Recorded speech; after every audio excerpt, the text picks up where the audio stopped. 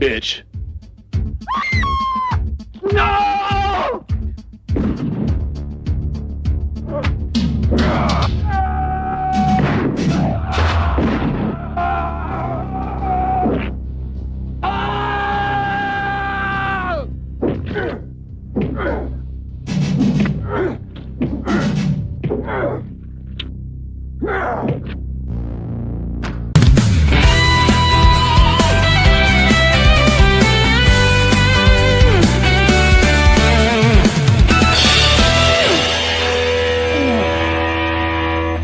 That's gonna smart, isn't it?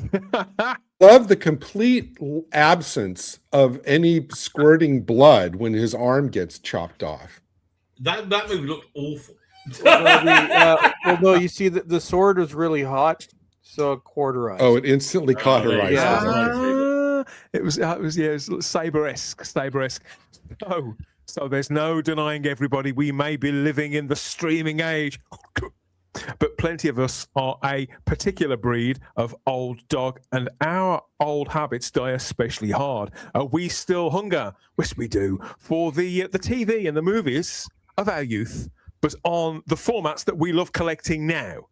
Yeah, I think I'm certainly into my second childhood, maybe even my third, amassing more and more physical media. And I do blame a childhood reared in front of the telly with the trusty VCR, the top loader, way back in the day. Led me to the rental stores, the mom and pop style stores, and then into the great big multi-chain places like Blockbuster and Ritz and Video Plus and all those things that we had in Britain too. And now, of course, my home, entire walls of it have been lost to physical media, and it all started for me way back then, and it's the same with the rest of us. I know, whatever the format, there's always something to get excited about, and whether it's brand new releases that are making their way onto 4K or Blu-ray, looking just as good as they do in the cinema, let's be honest, or pimped up versions of our old favorites. And that's what we talk about here on our physical media nights. So whichever region you're in, there's something to get into a state about if you stick with us. And we've got plenty to talk about too this time. Lots of things on the starting grid. Lots of, I suppose you could say, cherry picks from cinema history, some of which I've heard of and some of which I haven't. But I understand, Chris, that something has been getting under your skin in recent days. You told me that there was one release by Disney in particular recently that you felt you needed to have a bit of a rant about. Well, I'm always so angry all the time. Sometimes I can't keep my angry rants straight. But yes, well, Dan, it's not so. This is a story of what it's like getting physical media in Canada now, and the irritation it comes from. I can't even talk anymore. I think it might be the pressure from the death going on outside. Yes. So one movie, and I remember I live in a country that is in like an actual depression now. They just won't call it that. So nobody has any money, where everybody's broke. So I'm basically down to being able to, at current prices, pick up like 2 movies a month now if I'm lucky. So this story could actually go with any major release now, but it will go with this one. And since I sent you the story, Dan, I got even more depressed because our options for physical media in this country keep getting worse. I told you about the 2 Walmarts that we have. One is basically phased out physical media completely. The other one just has a new release rack that hasn't been updated in a month. But as you remember, Best Buy Canada still carried physical media even after the US went. But I used to work for this company, so I don't go in there very often. So I went back into the store that I worked at back in the day. And within the past year, the store had been completely renovated. They gutted it. I hate what they did to it. It no longer looks like a Best Buy. It looks like a home show with an ad for various things. It's terrible. There's like the one person that I used to work with many years ago that's still there. So I'm like, where's my Blu-rays? I know he's a fan of this too. I'm like, yeah, they weren't making enough money. They're gone now. I'm like, you can have a section for chocolate bars. They still have that. But you can't have just like a little section for movies. So I'm done with Best Buy. But yeah, that was the caveat to this. So when we want to buy releases in Canada, it sucks. Because everybody remember back when Amazon was like, awesome, great prices. But now that Amazon has literally like destroyed the competition for physical media, they are awful. Although it could be worse in Australia, as our friend Matt Pott told us a few weeks ago, they don't even sell physical media on Amazon anymore. I looked at it. No, they don't. They have a bunch of listings currently unavailable. We don't know if this title will be back in stock. And I think Region 4 is actually pretty much dead. Except for a few boutique labels. So that's New Zealand, Australia, and I think parts of East Asia. But I think, Region 4, I think it's done. Nobody's making anything in Australia. So that's the worst case scenario. But in Canada, so if I want to get anything new, like the one Walmart when they still have them, if you want a 4K, good luck. Most times now they're just stocking the DVD for $29.99. No DVD. Occasionally they will have the Blu-ray, and only for major releases, they might occasionally, one out of every 20, you might be able to get the 4K, but it's never actually in stock, and you can't order physical media off their website unless it's Marketplace. So if you want to get anything new, when it comes to boutique stuff, I'll order directly from Arrow. I've only ever ordered directly from Vinegar Syndrome for their stuff. Scream Factory is done, so who cares? So you have to go to Amazon. So to give it in context, because prices are different depending on where you were. So for many years, there were standard set prices for DVDs, Blu-ray, and 4K for at least the past decade, up until about the past year. So depending on where you went, whether it be Best Buy, whether it be Walmart, whether it be Amazon, it'd be a little bit cheaper. Your pricing structure was $19.99 for a DVD, $24.99 for a Blu-ray. Then at one point it went up to $26.99. And then for 4Ks, it was pretty... Sometimes you get lucky, you get it for $29.99, but it usually, depending on where you went, it was going to be $32.99 and $34.99. And that was, it's a little bit less for the States, but not significantly less. For boutique labels, you might be paying a little bit more. But that has gone out the window now that, all the competition is gone because Amazon killed it. And Canadians, we don't even have Best Buy. And Groove, I don't know why Groove Canada is even a thing. Their prices are actually worse than Amazon, and you have to pay shipping. So so Groove sucks. So this is what it's like now to go to Amazon to get any new release. So it used to be, I would always go each month. Okay, new releases, Blu-ray. Yeah. I have everything listed. They're all for pre-order. So this is what it's like now. And I'll use the example in a minute of this one movie, which is like one of only two I'm buying this month. So after Best Buy and Walmart stopped carrying everything, in terms of pre-ordering anything on Amazon outside of, for some reason, Arrow Video and Scream Factory usually come up for like twice the price sometimes what it costs to get them off their site. Often you cannot pre-order anything. They don't even show up. They have their new pricing strategy. Okay. So it's the same thing as, they'll have the DVDs, which are typically $30. When they do have a Blu-ray, I've seen new release Blu-rays from Amazon selling for between $50 and $60. For some reason, they thought that somebody was going to pay $50 for a Blu-ray of Chris Stuckman's crappy movie. But you go on there, it just keeps getting worse. And they don't all, and you can't pre-order pretty much anything anymore because, the release dates will come and go. It's not even listed on the site. Shift. Then it will show up Marketplace sellers because they can't even be bothered getting this place in stock. So the example that I'm going to use as to what it's like getting it now is Send Help. Sam Raimi's recent movie, might be his last movie, starring Rachel McAdams. There we go. Now that's not our, I'll tell you how crappy our cover was in a sec. We didn't get the damn slipcover. But yeah, so this is my 2 movies that I can get this month. So this is one. And then the other one is I'm getting Day of the Dead, which is probably going to be the final release I buy from Scream Factory. It's sort of a holdover that they put out. So that's the only other one I've got ordered. So this one I wanted for multiple reasons. It's Sam Raimi. This is also the spiritual successor, I would say, of Drag Me to Hell. Because if you remember, back in 2007, he did the terrible Spider-Man 3. And then I guess to make up for it, he went and back to his roots, did Drag Me to Hell, which is an awesome movie. So he did that terrible Multiverse of Madness movie, although I don't blame him for that. So this is kind of his makeup for that. He's going back to its roots. Rachel McAdams, I think, as I said before, if you look at the house that I was doing my videos in for like my first 6 years, a couple streets over from where she grew up. I never met her because she was famous by then, but I knew a lot of the same people. Now, she's not a very nice person from what I hear, but that's par for the course. You can't have everything. But I do have I do have kind of a thing for her. I don't know. It's just I do. So this was one of the releases I wanted to get. So I waited for it to come up. So initially couldn't pre-order it.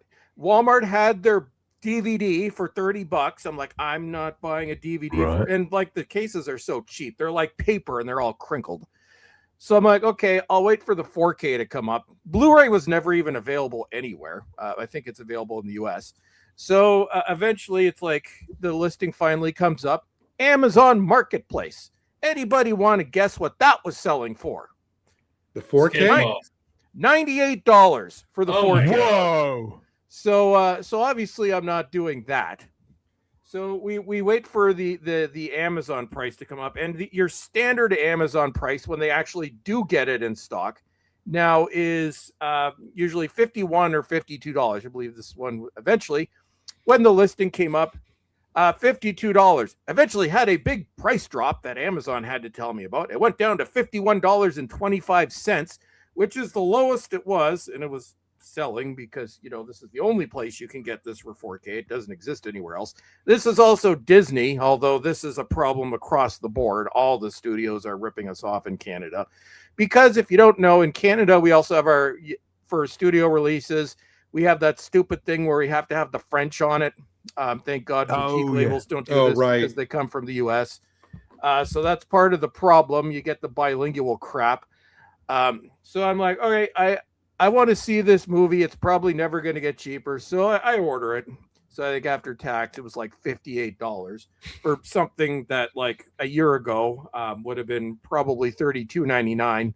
So I get it. So I'm thinking this is, I paid a lot of money for this. So, I'm sure the packaging is going to be at least not crap. So it comes in the mail. So it dropped off by Amazon. One of our new visitors of Canada basically just throws it on my porch. That's the other problem. Everything comes in broken. So I'm like, I look at him. Oh, okay, finally my movie. I haven't watched it yet. I'm going to watch it tonight. Given that I paid so much for it, I might as well make an event out of it and make popcorn to get my $58 Yeah, I think I get a hook around as well. And so I open it up. And I'm like, because they don't even put them in boxes anymore. They basically a little envelope with something that's supposed to pass for bubble wrap. So it's basically been beat up in the mail. So I open it up. Okay, not even a slip cover. So yeah, $58, folks. Thanks, Disney. I couldn't even get a slip cover. I look at it. It's an eco case. So for all eco cases, it's basically like you got holes all over the case to save on plastic because apparently people are just going to throw away their $58 4Ks because that's the mentality we're dealing with in this country. So I get my busted case. So I open it up. So I'm like, yeah, no slip cover. Even the cellophane, like if this wasn't from Amazon, I would have sworn it was a bootleg. It was so badly sealed. So I open it up. Of course, the case is busted. My crappy eco case. It's like squished. It's like this is all done. I look at the disc. Even the disc, the cheapest manufacturing process they could have used. 4Ks are supposed to be fairly thick. Yeah, durable. They're supposed to be robust. No, I have like CDRs from the 90s that are more durable. There's just this thin, crappy disc where it's like. And just crappy printing on there. So it's like, if you want to get something in Canada, so just in summary, $58 after tax. If you're lucky, a lot of them go for more than this, $60 before tax. Is not uncommon. Or if you want to buy it from Marketplace, $90 is the norm. So you're going to get your disc. It's going to come from Amazon because that's the only place you can get it. It's going to be beat to hell on its way here. Your case, which is an eco case to begin with, is going to be busted. It's going to be printed on the cheapest or stamped on the cheapest disc possible. Your case is going to be broken. It doesn't even look nice on the shelf because it's all damaged. Like the paper that even the artwork is printed on looks, it's got the consistency of tissue paper. So that was my rant. I've noticed all of these things gradually happening. I mean, it is maddening, and I haven't quite exploded. I think if I'd have sent away for something in the way that you have and paid so much for it, I probably would have done. But when I'm scaring the shelves, and I'm finding this at car boot sales even as well now, as they filter their way through, is that more and more releases, and you're quite right, it doesn't seem to matter how much you're spending on them. The printing, even the printing of the sleeves, the paper that they're printing it on, and the quality of the print is often so bad outside of the boutique labels. You think, why are they even bothering? Do they resent having to make these? That's certainly past my mind. That's what I was going to Gary. say, Dan. It's like it literally, when I looked at this, and they've been getting cheaper over the years, but I looked at the price. This is made by a company that hates its customers. And it's like this is a movie for, like I said, multiple reasons, but mainly it's a Sam Raimi movie, and because of his age, possibly his last movie. This is one I was going to get, but for my $58, I spent $58 through Arrow Video. I get me a nice slipcase, a very durable custom black 4K case. You get a book. Yeah. You can tell, like, you pick up the disc, like, these are quality discs themselves. They're thick, they're robust. The artwork is like curated. You got a couple examples. It's not cheap. It holds together on the shelf. It looks awesome. You buy something from Disney, well, technically 20th Century Studios, which is Disney, poor Fox, RIP. But yeah, and I have multiples of those. Just I'll use the example of In the Mouth of Madness, because that was a chunky box. In the Mouth of Madness, nice big chunky box. It's got its book. You could tell this is quality. Like, everything about it, you could tell this. No, you're paying about the same for it, but it's quality. But like, send help, it might be just the cheapest packaging I have ever seen, and I've been collecting physical media, my current collection, since 1998, and it's like this is where we're at right now. So that it's like they're actively trying to kill physical media, because 4K does, like, the Blu-ray and DVD are both shrinking, but 4K, the sales go up every year because it's becoming the preferred format. I'm like, it does have a customer base. It is sustainable. You do have people that want this, but the studios, they just hold us in contempt. They're like, okay, so we're just going to make you not want to do this anymore. So we're going to give you a bunch of overpriced crap. Now, I will comment on the transfer, because given my experience so far, I have a feeling that this transfer, even though it's a brand new digitally shot film, is probably going to look like ass. That's sort of the feeling I'm getting. So I'll let you know next week.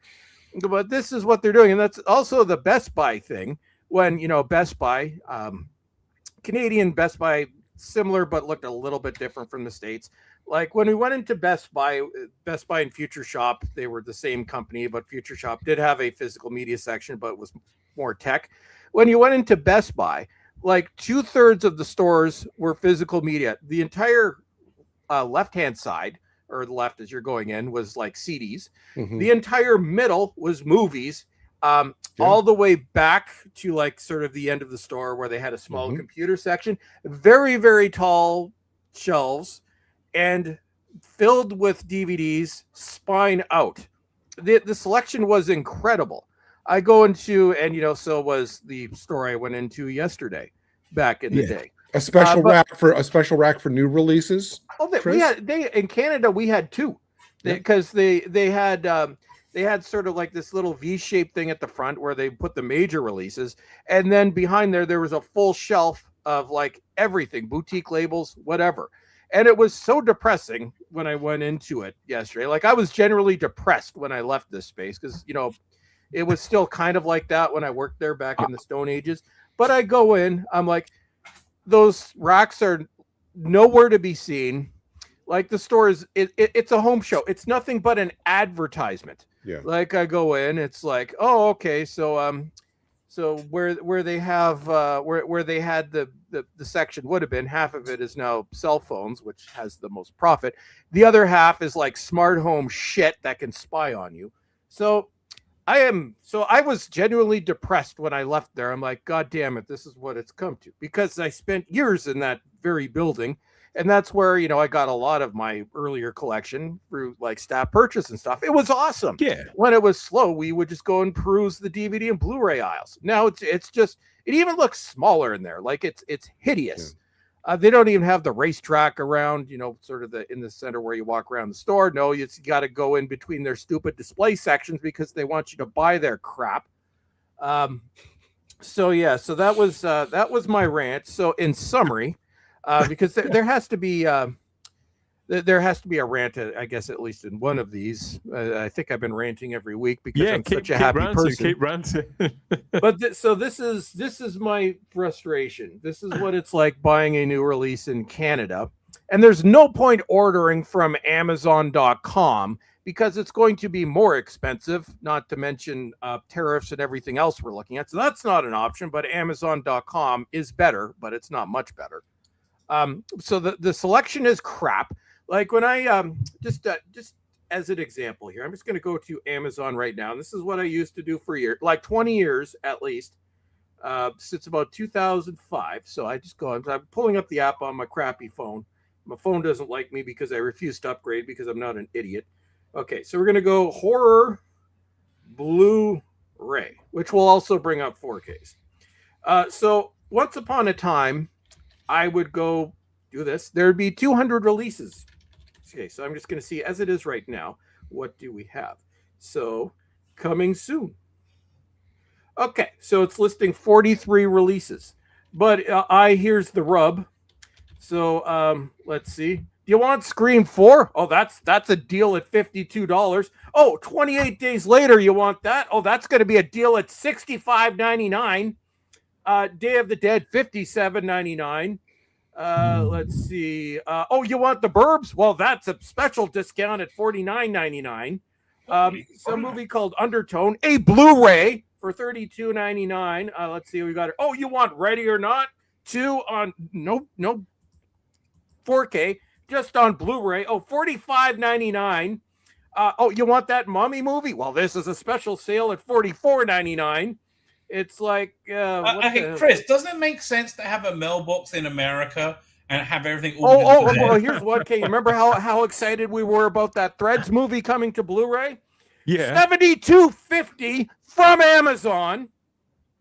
Let's see what else we got here. Oh, you want the Chronicles of Riddick Standard Edition? Nobody which wants is coming out. Oh, next week, $57.86. Oh, you can get a Child's Play. Scream Factory's 50th release on sale for $48.99. Like Jesus Christ! Oh, you want that Larry Cohen collection? $69.98. Like Bay of Blood. Okay, this is one that I would have gotten. Bay of Blood, Mario Bava film released by Severin. Well, you can order the standard edition with no slipcover, no nothing. $71.70. Well, isn't that just a fucking deal? Jesus Christ. Something called Sangster, a Hammer collection, which is like 3 movies, $219.99. I'm starting to yell. I swear to God, I'm perfectly happy, folks. Oh, and now we're in the selection. Oh, you can't get these anymore because, we have listings, but we're not actually going to get them in stock. Currently unavailable, currently unavailable. There's like a page of currently unavailable. Like, Jesus Christ. Oh, you want that movie? They Will Kill You that I've heard good. Well, you're not getting this from Amazon. Currently available, unavailable. We don't know when or if this will be back in stock. It's not even released yet. So, okay, Chris, can I say 2 words that might make your life a bit easier? But I don't think you're going to be receptive to them. No, Those I two won't. were- I'm not going to get me a read disc failure hard drive. I want my physical disc, but the prices are stupid. all I'm going to say to you is Pirate Rob. Bay. Right? No. Pirate Bay might save you a No. bob or two. That's There all you I'm go, saying. Rabbi. No. But you know, I'm I'm saying happy if so- you priced it so you're not going to buy it, make them feel it. I mean, I mean, for a shitty movie. Fuck off. I'm downloading it legally because you're cunts. Do you remember when Napster came out and they're like, oh no, the rock stars won't be that able was to afford a part of third the house and reason nobody that gave a places shit like sort of thing. Napster appeared. I certainly see it.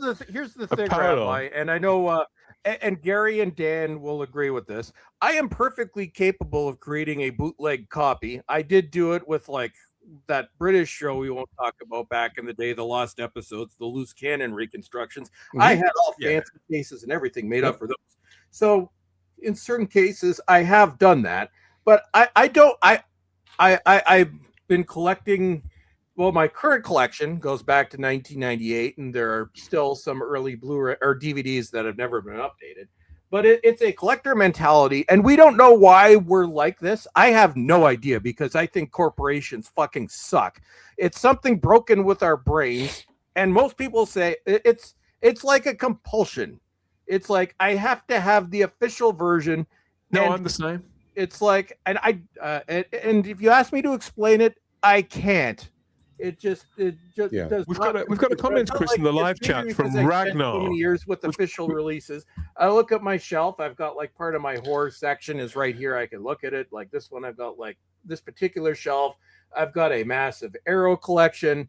I've got non-boutique horror. You know, I've got a full shelf of Hammer releases from various labels. I know they're official, and they will outlast a burnt DVD because. Basically, if you're burning the disc, typically your burnt discs are going to be cheaper. Those are going to be the ones that will separate. I've never had one last longer than about 10 years. Now, Send Help probably is an example, not a good example because that was cheaply made. But the boutique labels and back when the studios gave a shit, there was quality control, specifically with Blu-rays. Well, Chris, it's surprising to me to find that a new film from a prolific, respected, celebrated director like Sam Raimi, starring somebody who is a pretty big name, Rachel McAdams. I don't know if she's an A-lister, but she's not far off. She's certainly a reliable actress to watch in anything. I don't know if they're prioritizing it to give those treatments to particular films, or if this is just widespread with the things that they think people will pay for anyway, and it won't make a difference. Because I did, and I feel dirty. I will say I feel dirty because I know it's going to come up in the comments. Well, you enabled it. Well, I wanted the movie, and it's you come to a point where I'm like, well, if I'm going to have this in my collection, because there are certain directors that I hold to a certain level, where I will get everything, because I know I will be watching this movie multiple times, and I want it with my other Sam Raimi movies, even the terrible ones, Spider-Man 3, Multiverse of Madness, which I think is the only recent MCU movie I got because it was Sam Raimi. But it's like, so I want this movie, and it's Disney. It's never going to be released on a boutique label. They hold their audience in contempt. Like, we'll get this. It will go out of print probably by the end of the year, go into the vault, and then you'll never be able to get it. So yes, I did get this one, but I am now very selective about what I buy. Once upon a time, if you were asked if we were doing updates and things like this, it was between 30 and 60 things I would pick up a month through pre-order, new releases, even, pawn shops, things like that. Even a year ago, probably would have been at least 10 a month. No, now because of Canada, which is a whole other story I'm not going to get into. Everybody in Britain, he doesn't mean the red curtain. He means I thought he said pawn shops. Pawn shops. You would call them thrift stores, I believe. Here we call them pawn shops. It's the same thing. But it's like now I select my two movies a month that I can afford because I live in Canada and happiness has died here. So each month I decide, okay, I'm going to get one new movie because there's a lot of really good horror. I definitely want to get Backrooms and Obsession when they come out. So they'll be on the list. So each month while I could do it, I'm like, okay, so I got a budget. I can get two. So I'm going to get one new release and one classic released. So this month it ended up being Send Help and Day of the Dead, which will also probably be my final Scream Factory release. So it's like I'm still getting, but the days of like going to Best Buy or Walmart and finding stuff reasonably priced. Oh, I've never seen this before. I'm gonna blind buy it, which is where I've discovered a lot of cool movies. Can't do that anymore. So I just have to select like months in advance for and for next month, like the one release I'm going to get is Mortal Kombat. Chris, what do you make of Ragnar's comment in the live chat, who said we should be realistic? Movies haven't got expensive. The packaging has got expensive. What do we make of this? Well, the packaging itself hasn't gotten in terms of manufacturing them. Like DVDs were always overpriced. It would, back when DVD ruled the world, it was like just pennies to manufacture them. For years, the standard selling price for a DVD in Canada, no matter you went, was $29.99.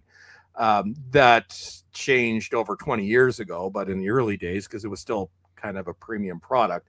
Oddly enough, if you do the inflation calculator, $52 roughly works out to $30 in 2001 money.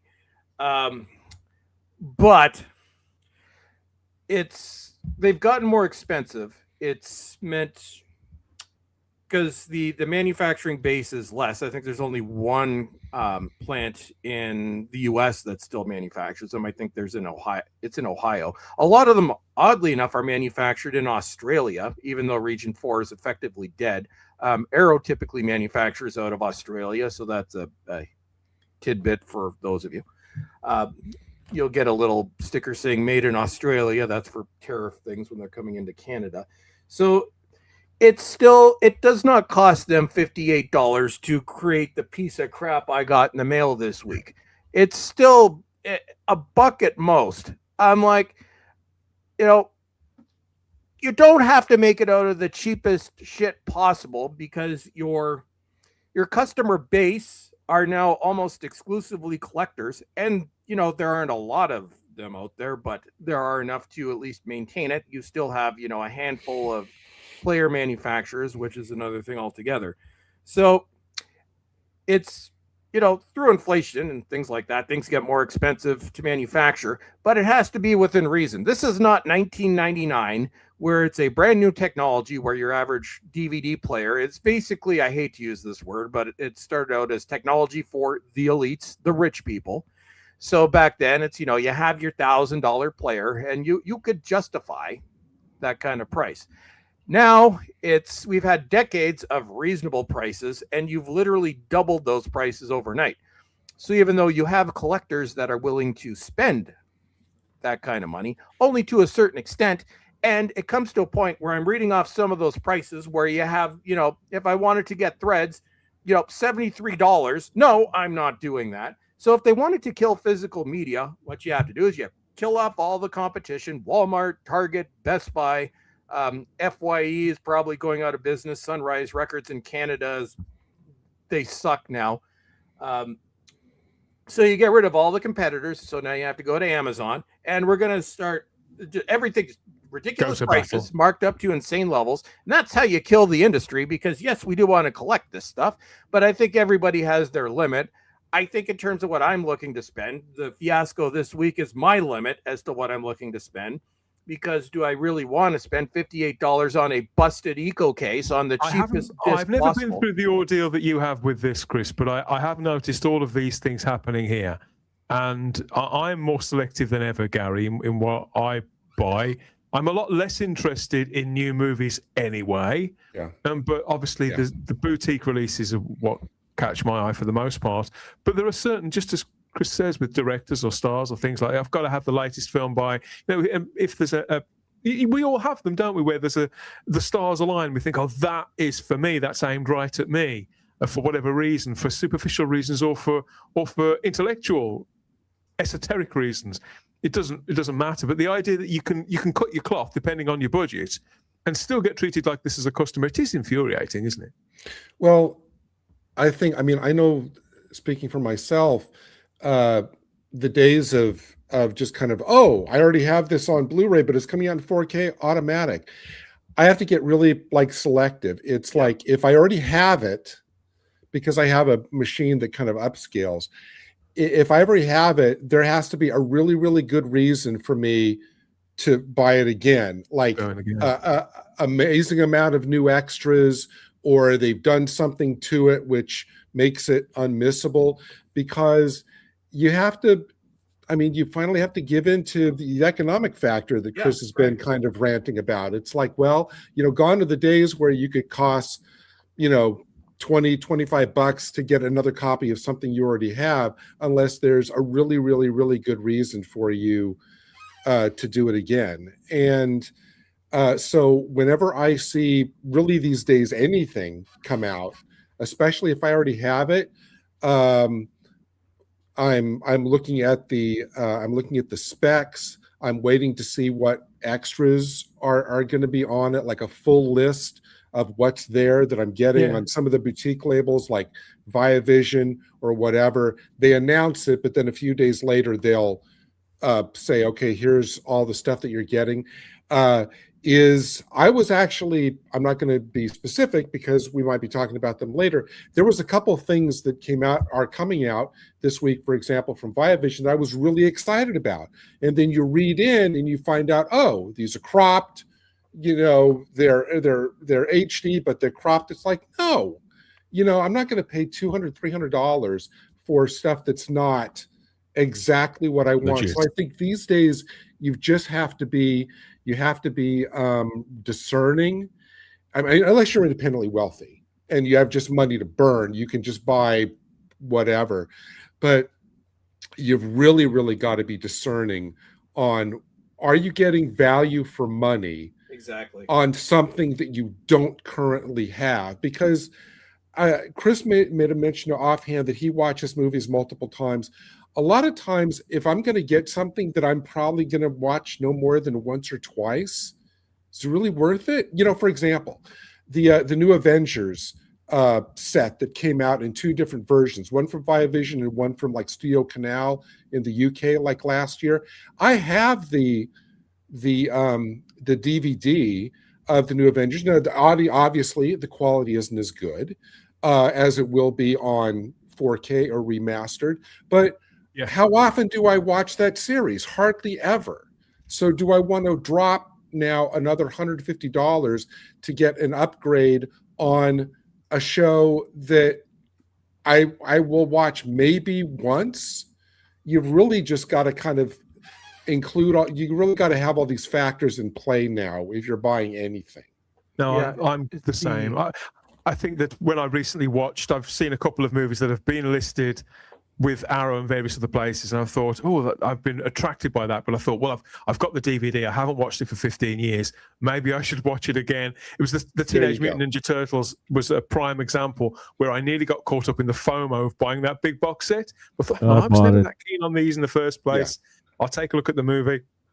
I enjoyed the movie. I had a good couple of hours watching that film, Rabbi. I did. But I was quite relieved. No, you did the right thing looking at it again, because if I'd have bought that, I'd have watched it once and it would have been sat on my shelf for another 15, 20 years. Mm-hmm. But this is the beauty of it, whereby the films that I have bought, Highlander and Inner Space and things like that, these are things that I watch quite regularly and things that I really value. They're integral parts of my childhood. So I think that's how I prioritize. It's going to be different. It's going to be different for everybody, isn't it? Another horror story, Chris. I mean, we're sorry to hear that you've had to go into battle once again there with. Just the last thing I want to say though, just before we head on, is I agree with Gary, and that's it. It sucks, but that's kind of what I've had to do too. It's 2 years ago, back when prices still made sense. At that point, I've been converted to 4K, where it's like I'm going to update the movies that I really want. Here, for the most part, it's like, because it's for the first time in a long time, you have to debate. So I'm like, okay, something's coming up. I'm like, okay, well, I've got the Blu-ray. The Blu-ray looks fine. Yes. Yeah. There's a new one coming out. And I'm like with Arrow Video, I've had to pass on most of the stuff that I wanted to get because, it does, you have to be smart about your money, especially when you're in an actual depression. So it's like, if it's something that I really, really want and I have to I almost have to justify it to myself, and I know that's where everybody else is right now. I'm like, send help. I was going to get it. The other one is Day of the Dead. I've been waiting for that 4K for years, and this will be my swan song to Scream Factory because I don't see them releasing anything worthwhile again. So it's sort of like also the end of an era kind of thing. And Matt Pounder, Mill Creek is the answer. Unfortunately, not anymore, my friend. They've gone the way of Scream Factory. It's been reported that they have been bought out for their streaming content, and outside of some of the Ultraman releases, that stuff is gone. So even the affordable stuff doesn't exist anymore, which sucks. But that's my rant for the week. My throat hurts. The scary clouds have gone away. I think I scared them while I was yelling. Your second rant this week. Was it? We've got several comments from Ragnar. Ragnar says Canada is a completely different animal when it comes to pricing of physical media. And says I buy 99% of my movies directly from the companies, but their prices are insane. Yep. Yes. Obviously, results are going to vary depending on where we are in the world. I'm just thankful that I'm not in Canada. Everybody thinks we're not in Canada. Let's be fair. Yes, everybody is. I'm glad I'm not. Maybe we can cheer ourselves I live in a war zone in the Middle East. I live in an overpriced literal war zone, like actual war zone with with my population that's already here. So yeah, we're in a war zone. The weather sucks. Nobody can afford food. Everybody's homeless on the streets. And Friendly Canada's over. Everybody's angry. And you just keep voting for it over and over again. I did not vote for it. When it comes to like 4K, I mean, a lot of people, I think, just fall into the group think of, who are collectors. Oh, if it's 4K, it automatically means it's going to be better quality than my Blu-ray. And not necessarily, because like for some of when I first started being selective about buying 4K, I would go on, for example, like to the Digital Bits, who does great reviews of new and catalog stuff, and they go into analyzing not just the review of the movie, but the audio, the video, the extras, everything. And quite often I will see these reviewers say something like, you know what, in this respect, the Blu-ray is actually better than the 4K. So that's another thing you have to balance. 4K is not automatically going to be better than whatever Blu-ray you have, because there were stuff on my list. I was going to get it, but then they said, you know what? If you have this Blu-ray of like fill in the blank, stick with it, because the audio or the video on the 4K is actually not as good. So you've got to factor, do your due diligence. Look at professional, online reviews that do have all the factors that might be important to you, and just know that, just because it comes out in a new format does not automatically mean that it's an improvement. So, especially since money's a factor, you got to do your homework on everything these days. The safest option could be to just assume that whatever way the wind blows and whoever you're talking about, whether it's a small company or a big company, is that they're trying to screw you in some way.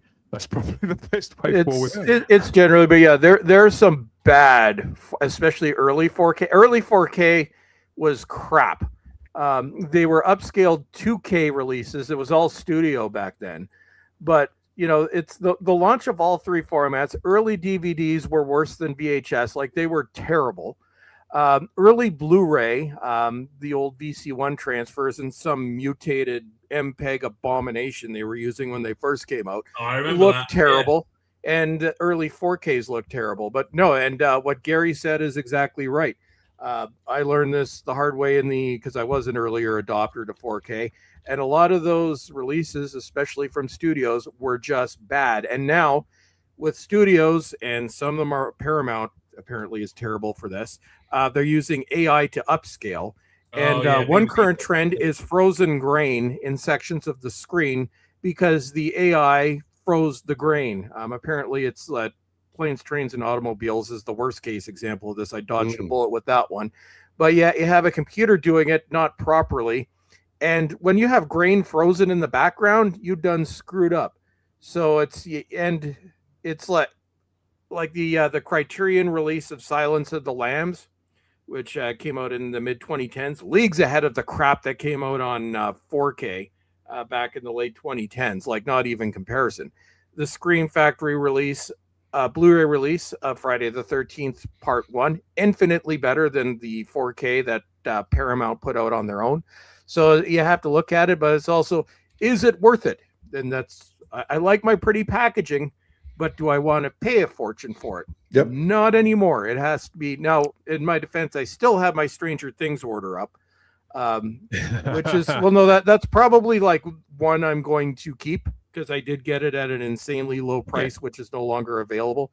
That and I do want to rewatch the first 4 seasons of that show, and it's also, this will be a collectible, especially if you've got the 4K. So there's kind of that, but this is a rarity now. With Arrow Video, I'll wait for the standard editions to come out at a much cheaper price and get them during a sale. So it's, being a collector, it's a full-time job now, unless you have endless amounts of money. And let's be honest, 5 years ago, things were better and prices were lower, and you could go to Walmart and pick up 10 releases. Those days are over. You wouldn't even find 10 things you'd want to buy on their single rack that hasn't been updated in a month. So it's folks. So my advice is, do your homework, and you have to, if you're thinking what I do when I see something now, I'm thinking, oh great, I take the Blu-ray off my shelf. I look at the Blu-ray. I'm like, yeah, I've got this. Okay, it's older. It's an old VC1 transfer, but it's not terrible.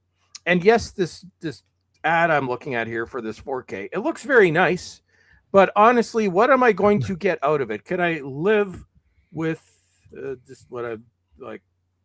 I don't know.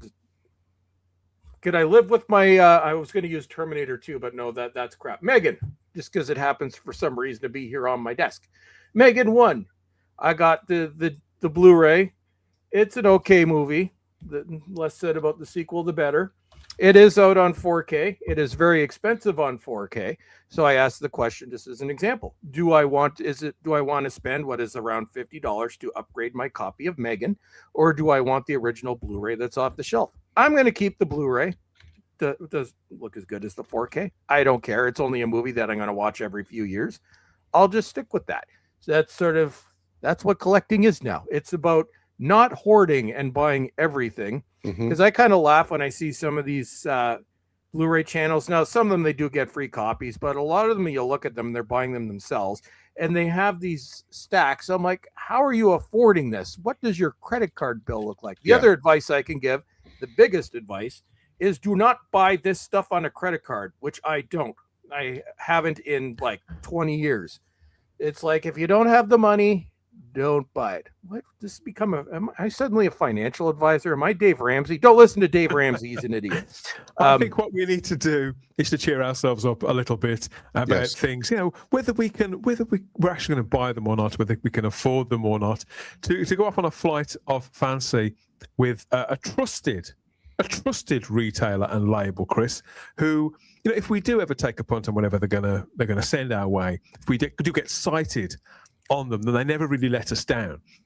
So obviously, let us know what you think about Chris's rant there, as that struck a familiar tone with you, an all too familiar tone.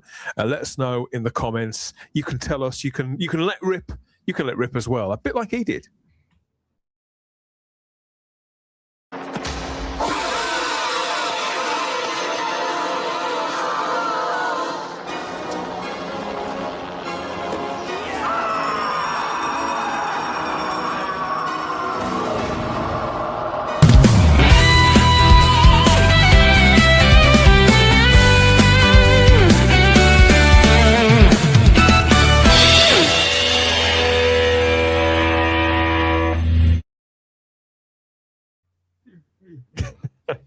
It's the welcoming bosom of the girl in the local video store there, reminding us of a time where we were certain to come away with a couple of handfuls of something for the weekend, at the very, very least.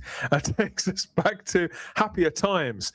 And this is the part of the show, this is the part of the month, I should say, where we head over to Arrow Video and find out what they have recently listed for us to peruse and perhaps purchase, pre-order, and get into your collections at a later date.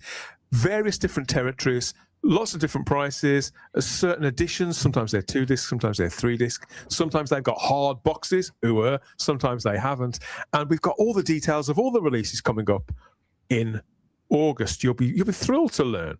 And so there's a nice array here of 9 titles that were listed last week in their customary style, as they do, which this is sort of being taken now by multiple labels. They're all picking up on this. They're all doing this and trying to turn it into an event.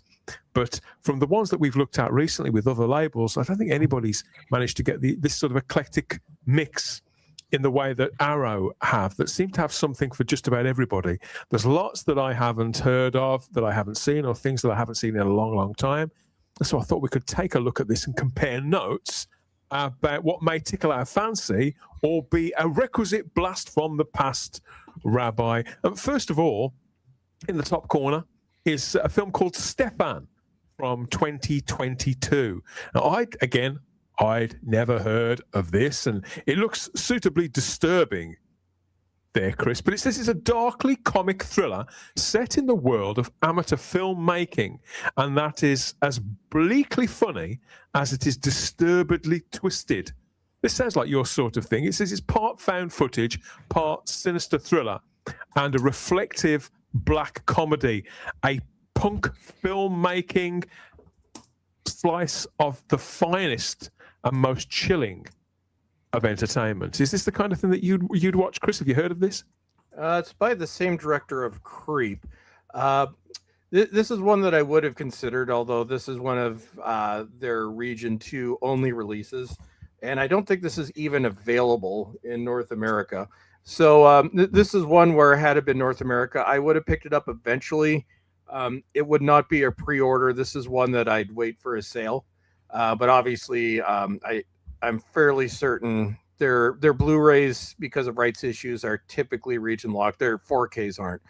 But this one, I would check it out if it comes out in Region 1 at a decent price. But yeah, this one for me at the moment is a pass. Gary, how do you think that they decide upon what to release in which territory? Is it a rights issue, do you think, or do they simply test the market according to sensibilities in whichever territory? Yeah, I mean, especially because, I mean, they generally go for not like niche stuff, but I mean, this isn't like multiplex. No, definitely not. You wouldn't find most of these movies in a multiplex.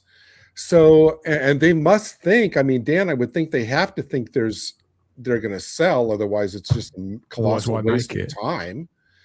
I don't know. I mean, it has to be. I think first of all, I would think, wouldn't you, that they have to say, would this sell? Are we going to make money by releasing this? But I don't know. I mean, Chris seemed to know the pedigree of this movie already because, you know, he's a fan of that genre. But I don't. I mean, I haven't heard of most of these. Wes Anderson mixed with a Sam Raimi film, from what I can see.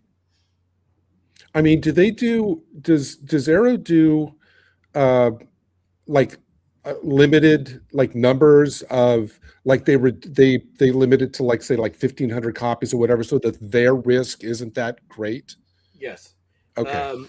Their release strategy, usually it's based on rights issues as to what can be released in Region 1 and Region 2. They used to release a lot of the stuff that Scream Factory would put out in Region 2 or in Region 1. They'd put those out as Region 2 exclusives.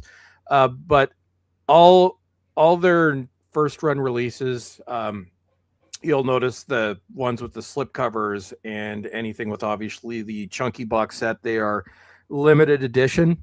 And they, unlike a lot of like Vinegar Syndrome, lets you know exactly how many they have left. A lot of them sort of many of them are limited to maybe 3,000, give or take. So the limited editions, which any Arrow release with the slipcover is limited, and only usually, a few thousand, they will make their money back. And then in terms of the second run, only certain releases actually stay with the company. A lot of them, and especially some of the lesser known movies like this, they will only get the original limited run. Then once those are gone, those are gone. For major releases, usually a year or so after the original one, when the limited edition is gone, they will come out with just a standard. It's called standard edition Blu-ray 4K. Only certain Arrow releases actually get that treatment. And to be honest, we don't even know which ones they're going to be when they come out.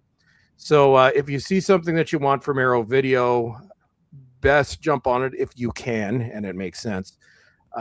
But yeah, all these releases as they are limited. A few of these will probably get standard releases later. This one, I would say, definitely won't.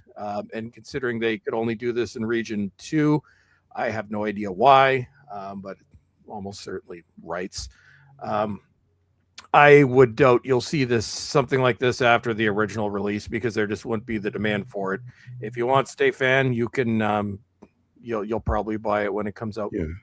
But see, that's the question, Chris, and I'm still thinking about Dan's original question. How do they gauge demand?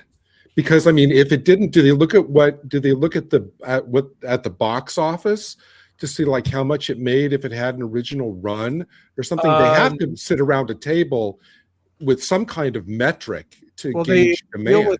They deal with different customer bases, and this is largely would be based off their own data in terms of things that they've released before, and they have 10 years of data on this in region 1. When they came to North America, they were originally a niche label. It was a little bit different back then in the UK, but when they came over here, it was just cult titles. They only released things like this, and that's how they developed their following. Like when you look at Arrow 10 years ago compared to your average release slate now, it's completely different. It was all basically unknown films, similar to what Vinegar Syndrome does now. So they actually they have a very strong customer base for their niche releases, because they've actually, over the years, even though you may not have heard of a lot of the releases, they have people there that know, kind of like what Scream Factory used to do. They can curate and they know what people are going to like. So different people will look after different lines and keep an eye on the different fan bases and based on reputation. So genres. When you look at these, like these are all aimed at like Stefan is their cult base. Once a Thief, they've got a they're actually doing very well with their Japanese. Let's look at Once a Thief. Let's look at Once a Thief now, because this is what I would call this. This to me seems like a niche or a subgenre, but obviously any film directed by John Woo has a certain, that's a name that travels. Most people, even with a casual passing interest in movies and movie history, will know who John Woo is and the things that he's done. Rabbi, Once a Thief is his film from 1997. And it says unites 3 of Hong Kong's most charismatic actors, Chow Yun-fat, Cherry Chung, and Leslie Chung, for Once a Thief, a rollicking blend of buddy comedy and heist movie with lashings of humor, with John Woo's signature pulse-pounding action. Have you seen this one, Rabbi? No, but I remember seeing the cover, and I asked myself, is it a remake or connected to the series It Takes a Thief? That's from the 60s, but I don't think it is. I'm not a massive John Woo fan.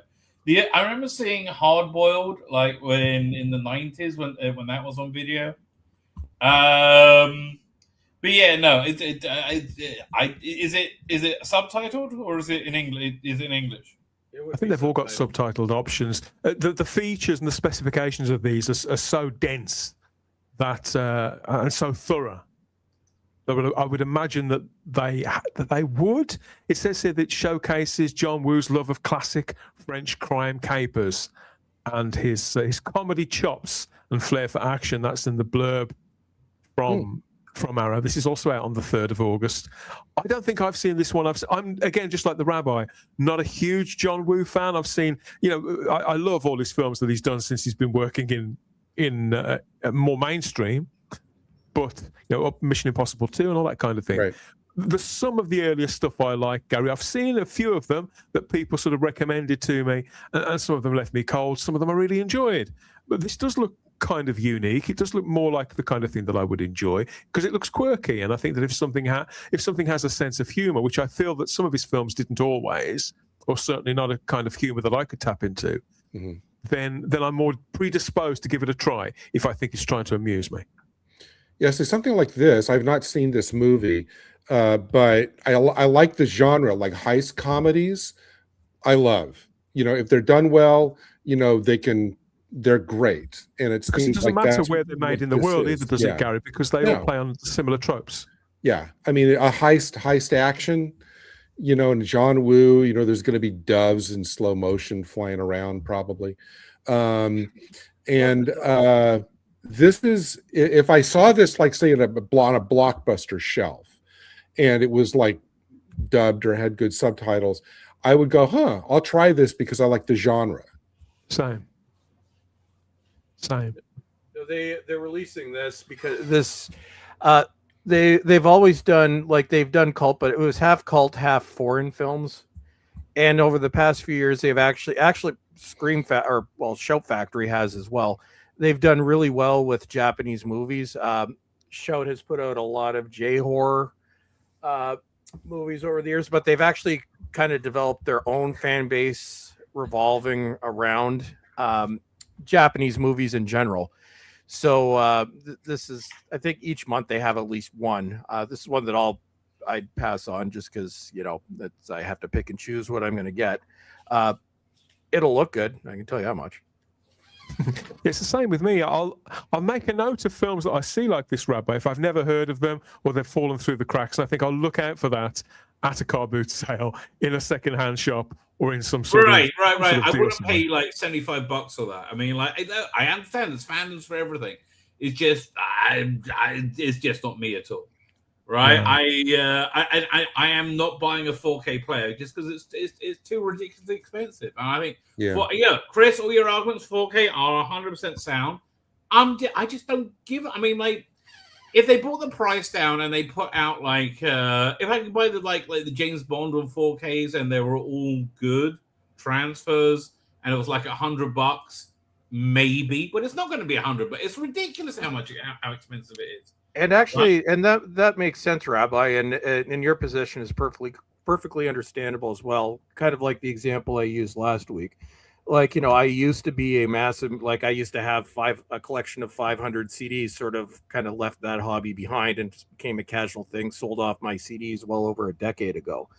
I'm kind of like that with music. Like, I will listen to music that I grew up with, but I don't have the need to go and, spend the equivalent of a 4K on a vinyl. I'm perfectly happy just listening to a digital file when it comes to music. Right. I don't need to have the $3,000 turntable and decked out stereo system. And that's, but I am sort of at the opposite end of the spectrum. And this is just for me, when it comes to movies where, for me personally, I like the highest quality possible when I can afford it, which is never now. But not everybody needs that. Like, many people are perfectly happy with DVDs, even though those have been priced out of the market. Okay, I have a collecting question, right? A physical media collecting question. Is there a fandom for physical media porn? Oh, funny you actually, Vinegar Syndrome, for those of you who didn't know this, started out as a film preservation company. And they started releasing Blu-rays in the early 2010s, and it was all adult content. So Vinegar Syndrome literally started, and you can still get a lot of these, classic adult entertainment on Blu-ray. That's their, when you look at this logo, they still use that logo to this day. That's their original logo. They used to release nothing but naughty films. But then they actually did very well with naughty films. I picked up a few of them out of curiosity, and I don't get what the hype was. Why was everybody so hairy in the 70s? But that's a debate for another time. But no, literally that's how they started, and they were doing so well with that. Like, well, let's expand, because they're also a film preservation company. So that's why they expanded into cult horror. But yes, there is a I joke about this. I don't know what, you can always go to the naughty websites and get it for free. But no, they are probably the number 2 boutique label now. And for the first 5 or so years they were around, they released nothing but naughty content. Well, there you I would go. say It's, check it out at your own risk, because there's nothing sexy about these. These are just, and I do not need to see any part of a male in the 70s and that level of detail. But everybody has their hobby. I You think you could mentioned- probably find them in car boot sales, Rabbi, but it's all the cars in the back row, the far back row. Oh, and just for Victor Fontaine, Vinegar Syndrome only, and I only buy them during get the halfway to Black Friday sale and the actual Black Friday sale, because yes, their average price is insane. We're talking like $50 to $60. During those sales, anything that's more than about a year older is usually 50% off. A lot of them are 60 and 70%. So if you're going to do Vinegar Syndrome, only do it during the sales. I buy from Vinegar Syndrome twice a year. I've been doing it for years. So I've got a fairly sizable collection now. Not so much in the last sale. I got like 3 catalog titles because Canada broke. But no, Vinegar Syndrome is great if you do the sales. And I love the company, but unless you have a lot of money, don't get the things when they first come out. Just wait till they've been out a year, and you can get something that was $70 a year ago for $25 or less. You mentioned cult horror a moment ago, Chris. Let's take a look at the next one. I'd never heard of this, despite the fact it comes from my time, and I would rent practically everything. This is Killer Party, out on Blu-ray and 4K on the 10th of August. It says, the blurb says, by the end of the dance, you'll be dead on your feet. The Sisters of Sigma Alpha Pi are throwing an April Fool's party, and they found the perfect place to hold it, an abandoned fraternity house where a pledge once lost his head in a hazing ritual that went horribly wrong. The partying turns to panic when it transpires that the dead kid had a penchant for occult practices, and his evil spirit returns to wreak its revenge and demands that Killer Party is an underrated slasher classic. I've never heard of this or seen it, although the painted cover there that's poking up from the slip, that does kind of look familiar now, I think, maybe from the VHS rental shop days. This looks like glorious fun. I can't believe I've never seen this one, Gary. My first thought is, and I'm not running down the horror genre, my first thought is that the budget on this release, the packaging, is probably more than the budget of the movie. But I'm just curious, what was the rationale behind picking this one, and what do they think is going to be the audience? I can answer that. And for the movie itself, it's a Canadian movie from 1984, and it is very typical of movies that you would get from the time. This was released here. This is a Region 2 release only. This was released here by Scream Factory about 6 years ago. It is very typical teen slasher horror. I had a great time watching it. I would not recommend paying full price for this. When Scream Factory put this out, their standard releases were still about $20, which is what I paid for it. I would say it's worth picking up on sale, not worth picking up with what you would be paying for it with that fancy slipcover. Yeah, but Chris, the sale price on like a $50 disc is still going to probably be more than what the regular price used to be. You know what I mean? If they slash it from 50 to 40, for example, that's still much higher than what everything used to be. Actually, not so much with Arrow Video, again, a company that you have to get during the sales. For their standard releases, which is usually anything that's been out for more than 1 or 2 years, Arrow would be selling this at a sale in about a year for $17 US, which is their standard price.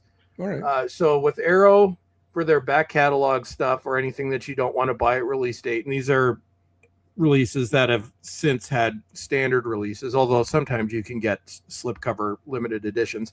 But no, their standard selling price at their sales is $17 for a basic Blu-ray. So I would say that's US.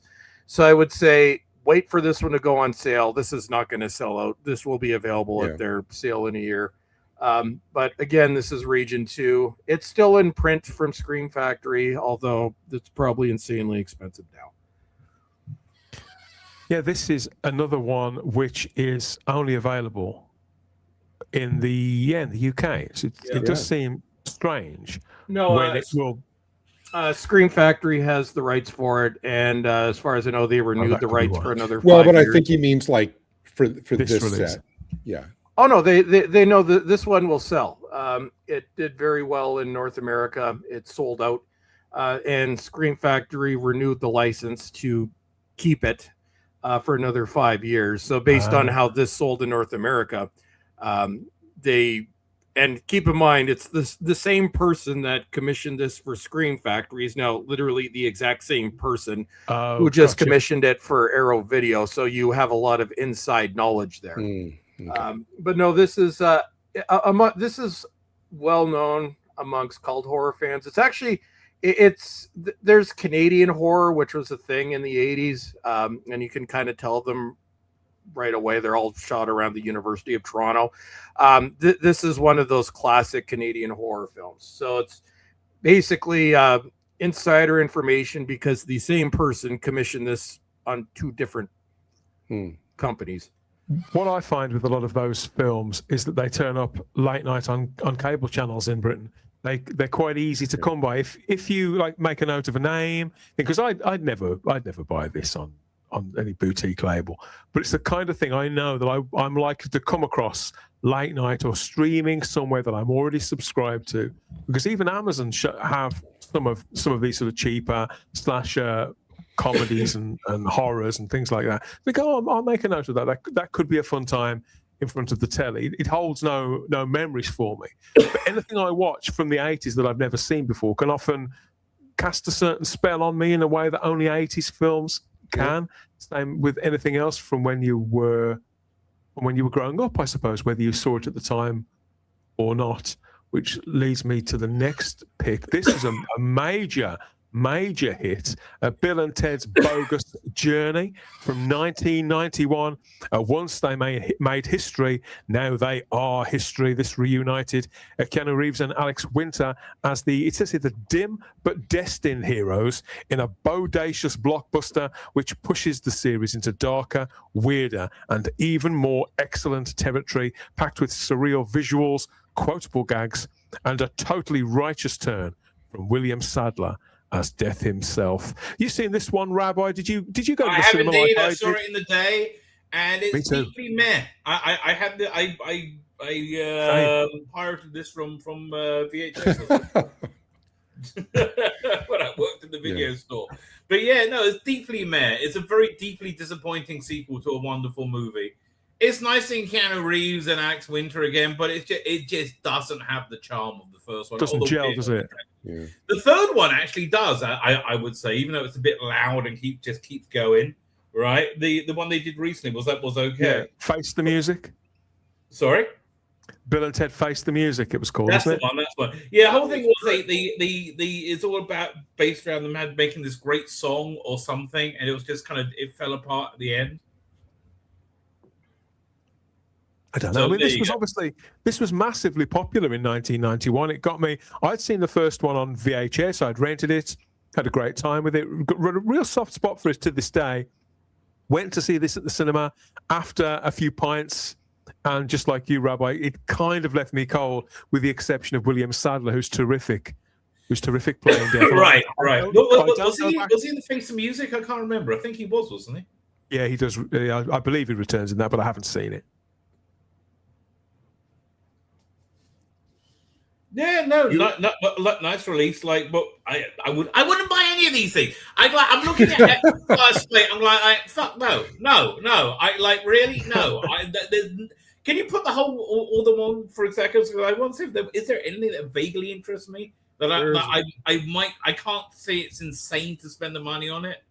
Well, I'm not spending. How much is this, Bill and Ted? How much is this? Well, they're anywhere between 25. I think the 25 quid for this one, because it's what they call their standard edition. This would be 25 quid. Yeah, one disc. It's a UK only release on 4K. Okay, well that at least makes the art on the actual box not the slipcover. The art of the actual box looks interesting.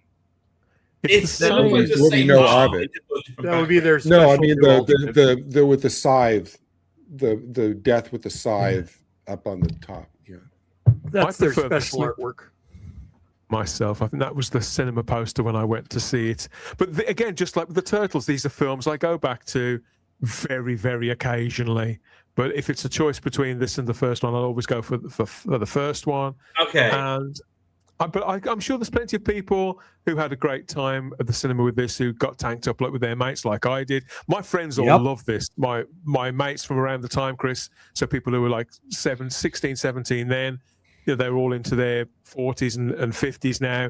They still talk about this. They still love it. Still watch them and quote all these gags. They do seem to be.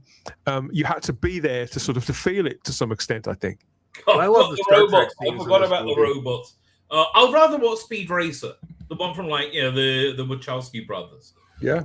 right? And like that's a low bar, and that's not a bad movie. It's a weird movie, but that's there a are lots of low films I'd bar. rather watch than this. I would rather watch this than what's that awful movie that went on forever? The Coppola movie recently. That's Megalopolis. notorious. I'd rather watch this over Megalopolis. 100%. Well, that goes for pretty much anything. This would be a pass for me. I got Scream Factory has this in Shout Factory has this in North America, which is why this is UK only. I am perfectly happy with my Shout Factory Blu-ray steelbooks of this that I got back in like 2018. I watch them maybe once every couple of years. But if you don't have it, I would say get this on sale. Yeah, if it's a seminal film from when you were a kid. Joss Ackland was fun as the bad guy. Reminds not Z3PO. And Victor Fontaine says, I already have the Bill and Ted trilogy on 4K. Picked it up when Amazon was doing their Shout Factory fire sale. So you can get a set with all three of them. And this is Bill and Ted Face the Music from 2020. I've never seen this. When I watch the first two again, I'll probably watch the third one to kind of round it off. But most legacy sequels, particularly of this nature, do tend to disappoint. And me not being a massive Bill and Ted fan in the first place, I think that this is only going to be I'll tell you, this will sum it up right here. The actress on the far right is non-binary.